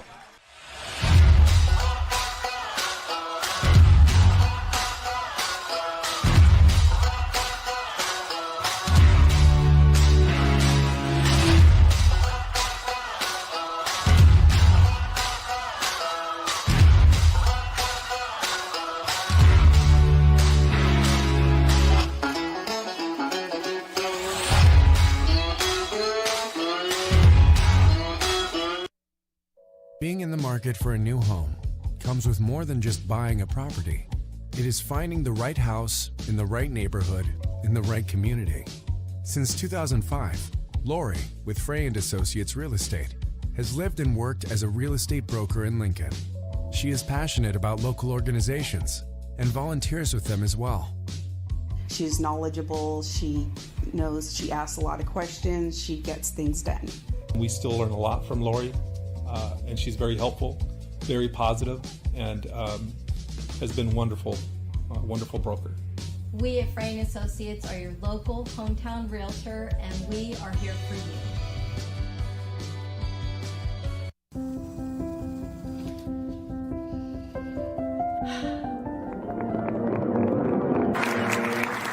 Welcome back, Olympia's 5th grade orchestra. Perhaps there's no place like your home because you made it so at RC Willey. Lincoln Potters Baseball. Come on out and join in the fun. Tanner Ivey, the new pitcher for the Knicks here in the bottom of the 8th inning. Tanner here's a shocker. Sonoma State University, the right-hander, is the third pitcher.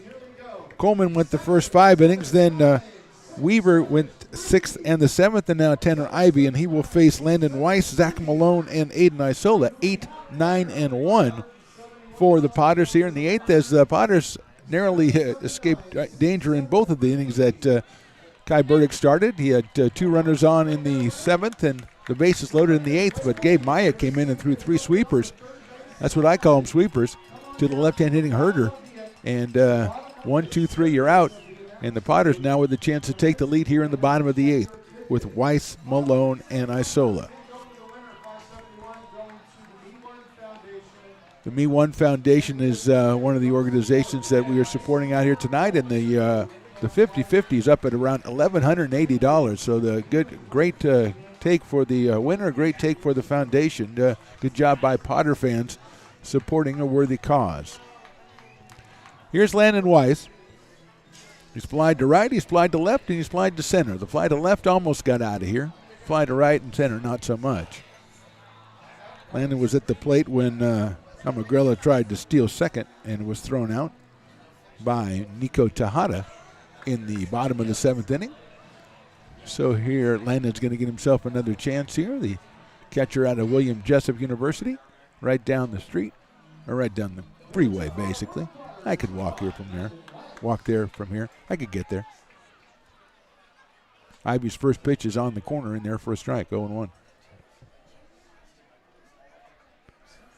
Weiss, Malone, and Isola. Potters have never led in this game. They trailed 2-0, tied it at 2-2. Then they trailed 4-2 and eventually tied it at 4-4 with a 2-run 6th, in which on the last play of the inning they had a double and had 2 runners thrown out on the base pass, which doesn't happen every day. It was kind of entertaining. Fastball's high, 2-1 to Landon Weiss. Landed 1 for 2 last night, had a couple of runs batted in, scored a run as well.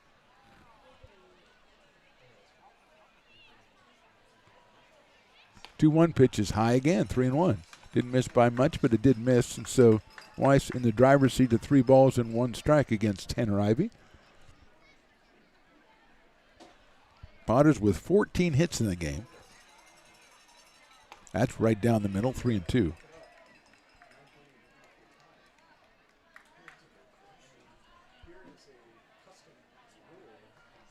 Only 2 walks issued by Knicks pitchers, though. That's kept the damage down a little bit. Here's the 3-2. Popped up. First baseman coming in, pitcher coming in, catcher calling for it in foul territory and makes the catch. That's Nico Tejada handling that one. And Weiss is out for the first out here in the 8th inning. And here's Zach Malone, who singled twice and walked. So Zach's been on base 3 times and scored a run. That was back in the 6th inning. Out of Roseville, California, Wood Creek High School, headed to Sac State. Left-handed hitting tonight, he's the center fielder. Played left field yesterday. Ivey's pitch, off-speed pitch, just misses inside, 1-0 on Zach Malone.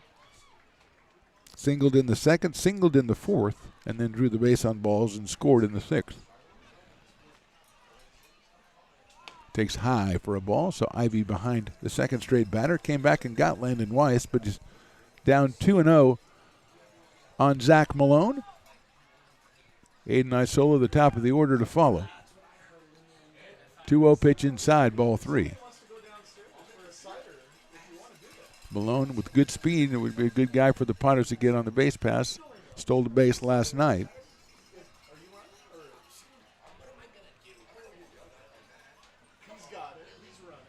That one's right down the middle. Make it 3 balls and 1 strike on Zach Malone.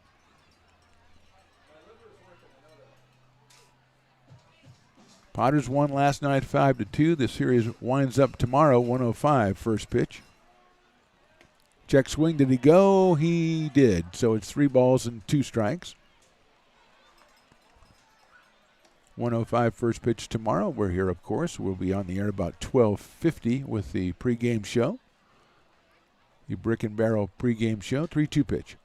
Check swing, did he go that time? I don't think he did. And since he's throwing the bat back and taking off his little ankle protector thingy-dingy, he is walked for the second time in a row, and that's the technical term for it, thingy-dingy. So Malone is down at first base with 1 out, and here's Isola checking out JP down at third base in the coach's box. As the Potters, Isola has singled twice, struck out, and hit into a fielder's choice, so he is 2 for 4. Singled in the first and scored, singled again in the fourth. So Malone leading off at first, Nick Tobin, the first baseman, holding him on over there.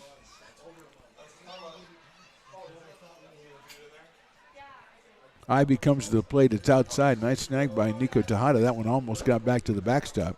1 ball and no strikes on Aiden Isola. Levi Sotomayor on deck. He's got 3 hits tonight after getting 2 last night. So Levi, the early leader in the team in hits with 5. Here's the 1-0 from Ivy. Isola takes high, 2-0. He stares down at JP again in the third base coach's box. Potters trying to pull out second win in a row under new manager John Peters. Old manager Ryan Stevens was up here, as we mentioned. He says it's because the kids always wanted to go to the games, that he's been at both games so far. Here's Ivy's pitch, 2-0 outside, ball 3. Another good snag by Nico Tejada.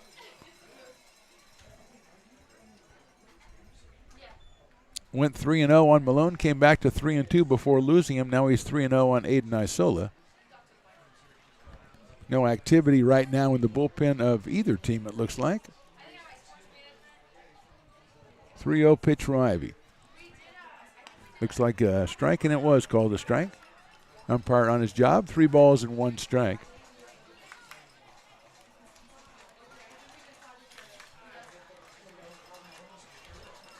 Brock Raggett's a great pregame guest on the pregame show today, the pitching coach. He's been a Potter for a long time, played for the Potters back in 2018. 3-1 coming up. Swing and a miss. I still had a good cut at that one, couldn't get it. Makes it 3-2 to Aiden. Nolan Murphy also played for the Potters. He's the assistant GM now, so Potters keep it in the family.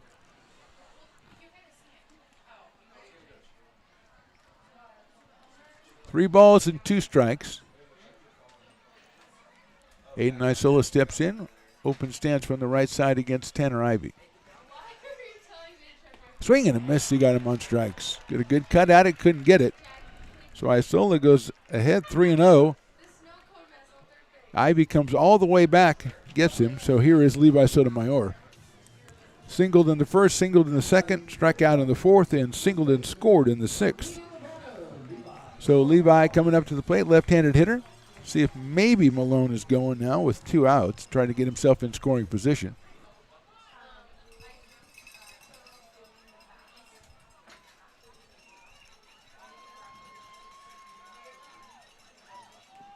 Or hits that one down the left field line out of play. So Ivy had gone behind 3-0 in the previous 2 hitters, but he gets the first strike on Levi. 0-1. JT Maloney on deck. He's got a couple of base hits tonight for the Potters.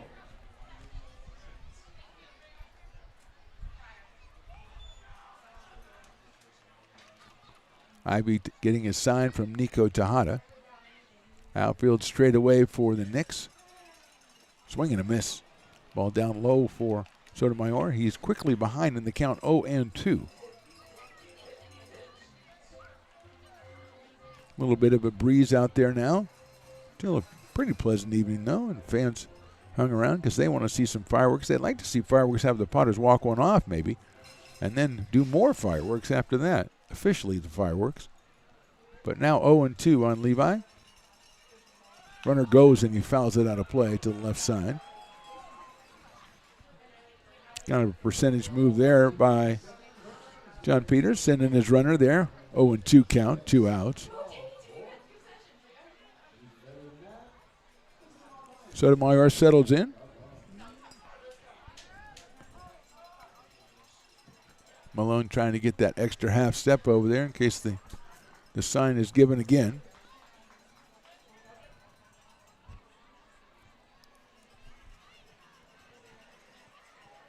High fly ball left center field. Moving over into left center field and making the catch is Herder. So a fly out by Sotomayor. We're going to the 9th inning after 8. It's the Potters 4 and the Knicks 4. Hi, Bill Evans, President of the Placer County Association of Realtors. We're in the store, our conference facilities, an amazing team help us keep together an amazing organization. And we thank them all.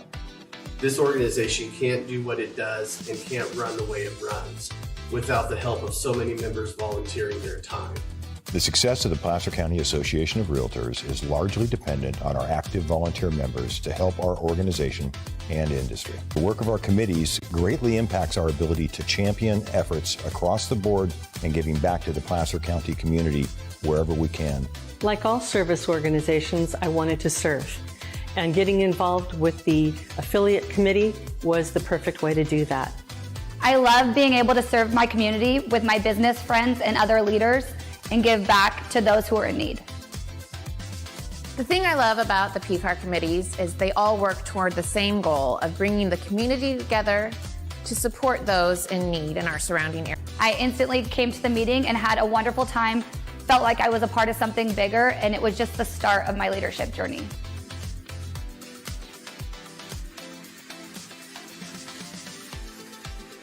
Loomis Basin Brewing Company, a proud sponsor of your Lincoln Potters. Visit them at 3277 Swetzer Road in Loomis or call 916-259-2739. Lincoln Potters Baseball. Come on out and join in the fun.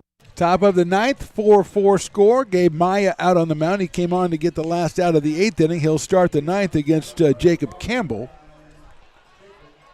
Campbell came on for Ansel Carson back in the 7th and struck out, so he is 0 for 1. Maya's first pitch is outside. Then Lucas Schaefer and Braden Holiday. The next two for Novato as we enter into the 9th inning here. Maya came on to get the strikeout to end the 8th. Swing and a miss by Campbell. 1 ball and 1 strike. Maya again, he's 6'2", 170. He is out at El Dorado Hills, undecided on where he'll be attending school next year. 1-1 pitch. Swing and a miss again. Nice fastball by Gabe. 1-2. Maybe if he has a good summer with the Potters, he'll have some choices. That is the wish, of course. Coming up the 1-2 pitch. Right on the corner, but called ball 2. Might have been a little bit high. 2 balls and 2 strikes.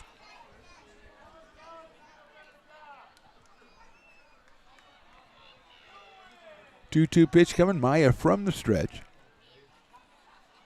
Inside ball 3. That one not close. So 3 balls and 2 strikes on Campbell. Maya had him at 1-2. Don't want to lose, obviously, the leadoff hitter in the 9th inning here of a tie game. Looks like Eli Hancock is on deck to bat for Lucas Schaefer.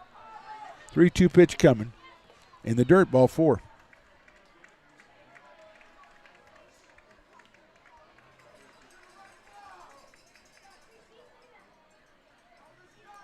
So Schaefer is out of the game. Eli Hancock coming in. He came on last night and struck out in his pinch hitting appearance in the 8th inning, so he is out here against Maya now. Runner at first base and nobody out. Braden Holiday to follow.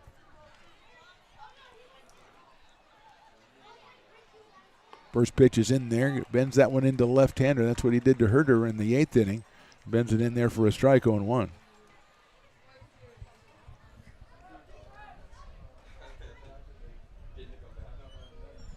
Hancock out of Sonoma State University. He shows bunt, bunts it right back to the pitcher. Maya has it. He's going to have to go to first. Nice job by Eli Hancock to drop that sacrifice bunt down and move the runner over to second base. So he does his job and sets it up for Braden Holiday, who has a couple runs batted in and a home run tonight. He is 1 for 4 with that home run back in the 5th inning. Drove in a run on a fielder's choice in the 1st. Has another fielder's choice and a ground out to second base the rest of the time, but he does have that home run. And he's up here now with a runner in scoring position and 1 out here in the 9th.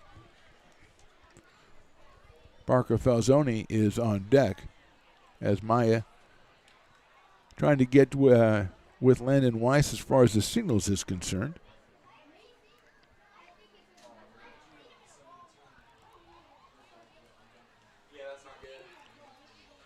First pitch is hit down the left field line and hit well, and it is a fair ball.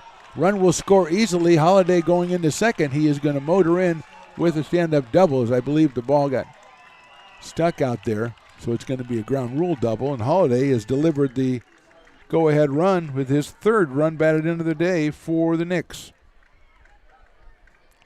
So the walk hurts the Potters as the walk comes around to score after the sacrifice and the double, and here's Parker Falzoni. Actually, we have a pinch hitter for, it's Joey Taddy is going to hit for Falzoni.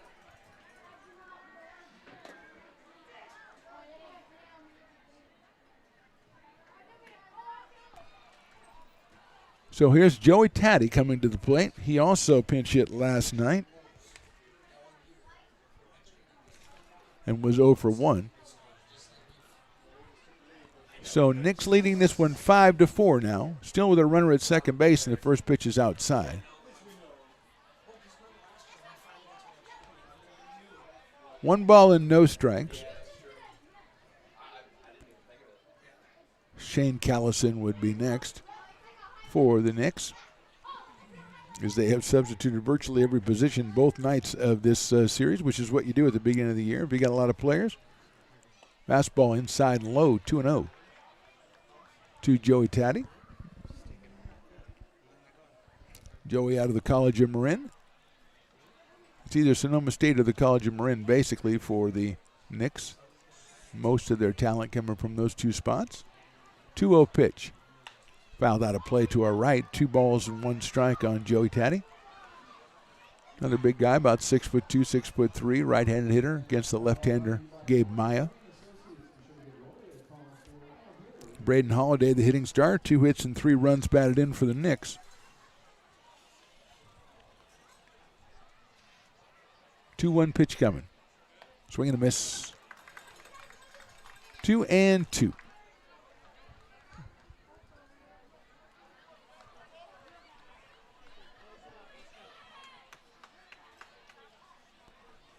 Potter's pretty much straight away in the outfield and the infield.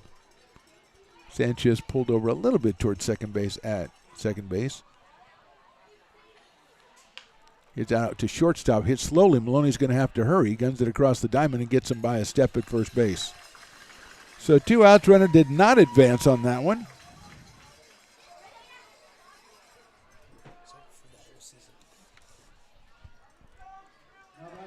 So here's Shane Callison, who came on for Zach White and got a base on balls back in the 8th inning.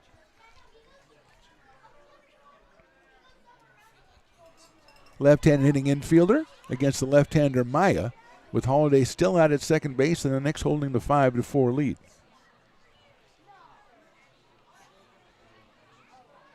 Look out, that's inside for a ball, 1-0 on Callison.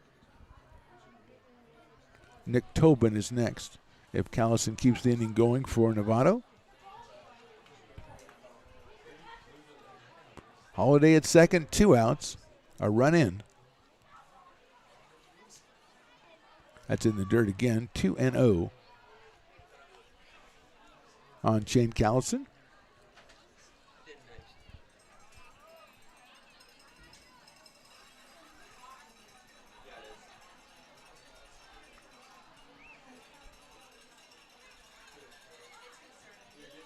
Two and 0. Here's Maya. Too high. 3-0. So Callison hasn't seen much in his 2 at-bats so far in this one tonight. Getting the walk back in the 8th inning. And now 3 balls and no strikes. That one's down the middle for a strike, 3-1. Activity in the bullpen for the Knicks. They had Tanner Ivey in the 8th inning. He was pretty impressive. Let's see if he comes back out for the bottom of the 9th or if they got someone else in mind. That's chopped down the first base line and foul. So it's 3-2 now on Shane Callison.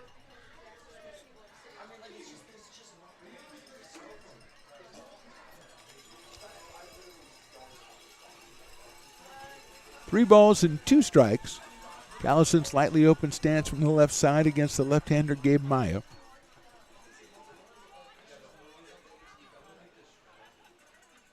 Breaking ball, call strike 3. 1 run, 1 hit, 1 left. We go to the bottom of the 9th. Novato 5, Lincoln 4.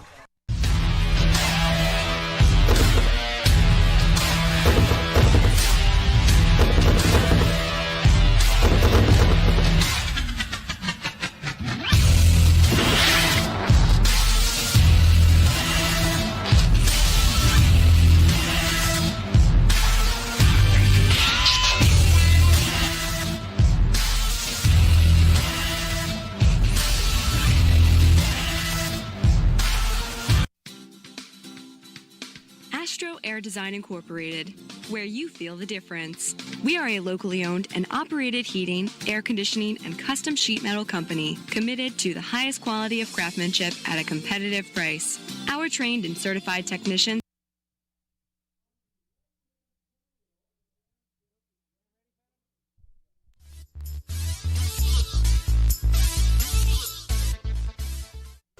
Tanner Ivey still out on the mound to close this one out for the Knicks as they took the lead with a run in the top of the 9th thanks to the Braden Holiday double. His 3rd run batted into the game. It's going to be JT Maloney, Kate Sanchez, and Trey Furry against Tanner Ivey, who came on in the 8th inning. Gave up a base on balls, but also struck out 1 and gave up no hits. Fireworks happening after the game tonight, so no post-game show, win or lose, for Stones Radio Networks, as they try to get them started really quickly right after the game until they hustle us out of here, hustle everybody out of here. So just a reminder that we're back tomorrow, 105, 12:50 for the pregame right here on the Stones Radio Networks, the YouTube, Lincoln Potters Baseball YouTube. Check us out any way you want, but definitely check us out and subscribe to the Stones Radio Networks YouTube. If you subscribe, you get notified whenever we go live, so you know whenever there's a Potters game. So here's JT Maloney, singled and scored in the 1st, fielder's choice, strikeout, and another single. That was in the 6th, so he is 2 for 4 today up here against Tanner Ivey. First pitch is in there for a strike, so took something off that one, and he is ahead in the count, 0-1.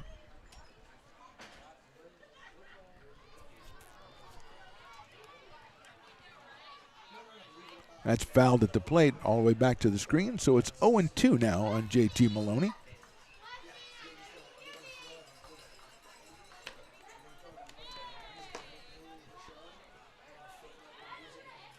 No balls, 2 strikes on the shortstop out of Sac City College. Chops it foul down the 3rd baseline this time off the screen, so it doesn't threaten any of the players in front of the Knicks dugout.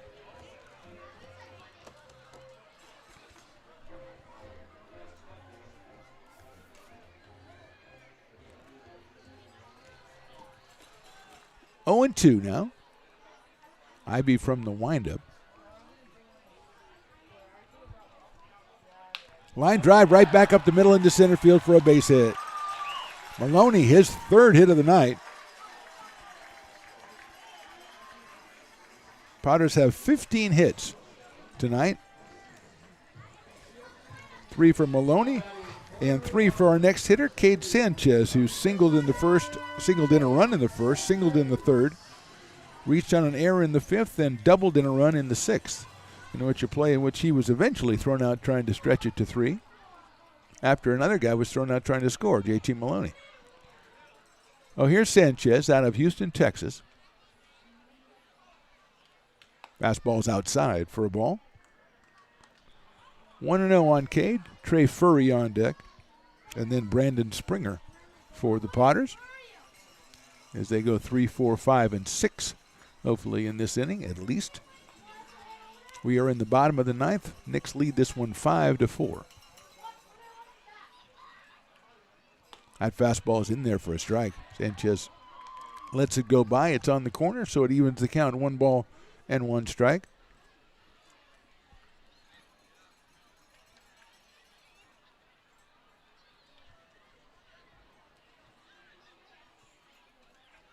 Checking the runner at first base, JT Maloney. 1-1 coming up to Cade Sanchez.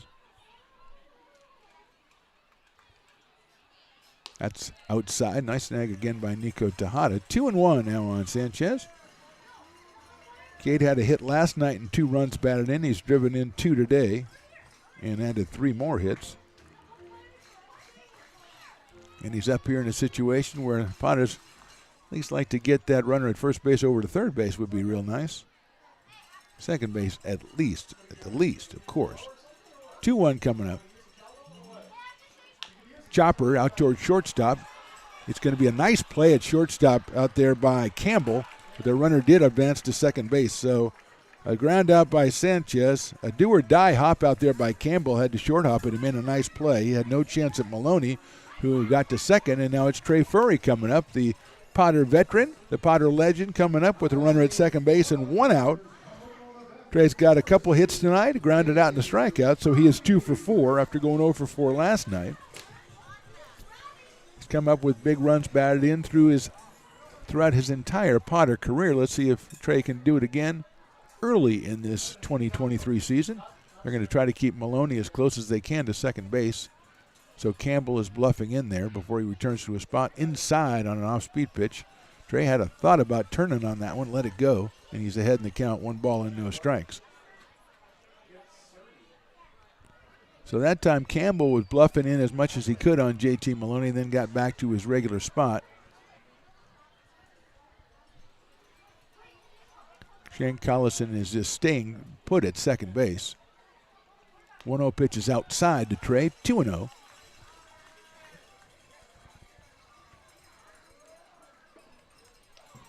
Two balls and no strikes.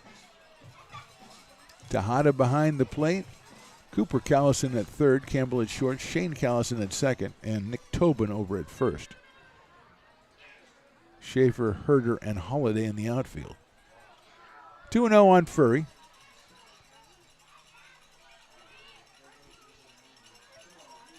Two-0 pitch is in there for a strike. Good pitch by Tanner Ivey. He knew Trey would be trying to jump on something, so he put it close to the outside corner, but got the call. 2 balls and 1 strike. Maloney at second, 1 out, bottom of the ninth. Potters trail by 1.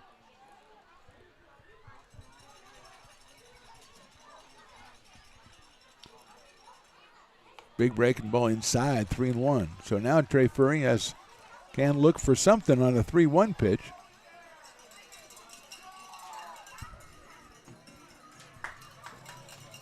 Maloney still out at second base, still being shadowed out there by Campbell. A little bit of a hole there between third and short for Trey Furry. He waits the 3-1 pitch from Ivy. Swing and a miss. 3-2. That's the one he wanted, that's the one he got, but couldn't catch up to it. And now it's full at 3 balls and 2 strikes. Tanner Ivey out of Sonoma State University. Trey Furry, formerly of Folsom Lake College and Oklahoma Baptist College. And now he is up here with a full count, and the crowd beginning to get behind him and trying to urge him on here, which is what crowds do. Takes outside, ball 4. It's a good take by Trey Furry. He's on base. First and second now. Still one out, and here's Brandon Springer, who's had a sacrifice fly and then struck out 3 straight times. So Brandon looking to make some contact here, and now we're going to have a meeting at the mound for the Knicks, and we'll step away for just a second. We are in the bottom of the ninth, 1 out, 2 on, and the Potters trail at 5-4.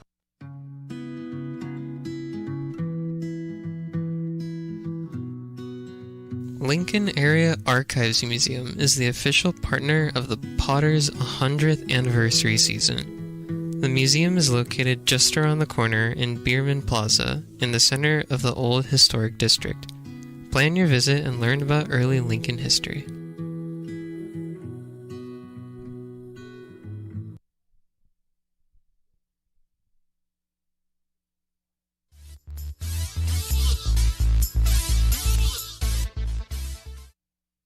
Meeting is over, and now we are ready to go, although the catcher, Nico Tejada, is still out there talking to his pitcher, Tanner Ivey. Springer sacrificed fly in the first inning, then struck out in the 3rd, 5th, and 7th, so he's got himself another shot here in the bottom of the 9th. Runners at 1st and 2nd, and 1 out.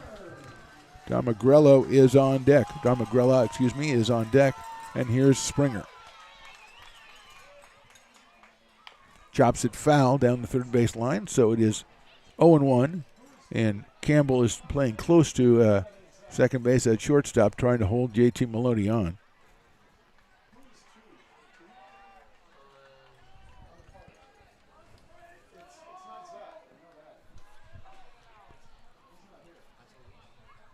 Here's the 0-1 coming up from Ivy.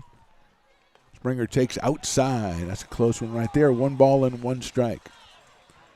Out of William Jessup University, Brandon Springer. 2 for 4 last night. Had a double down the right field line and a double down the left field line. I will take either right now. Furry at first and Maloney at second.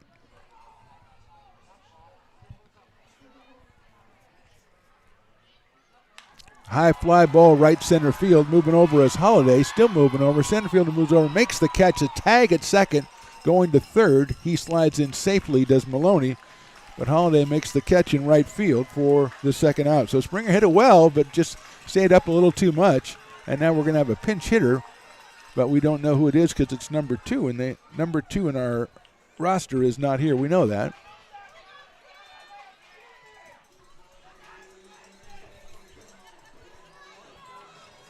So we have a pinch hitter for the Potters, hitting for Lagrella.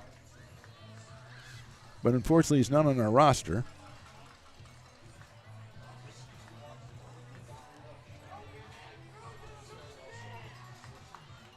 So number 2 steps in a very critical situation here. 1st and 3rd, 2 outs, bottom of the 9th.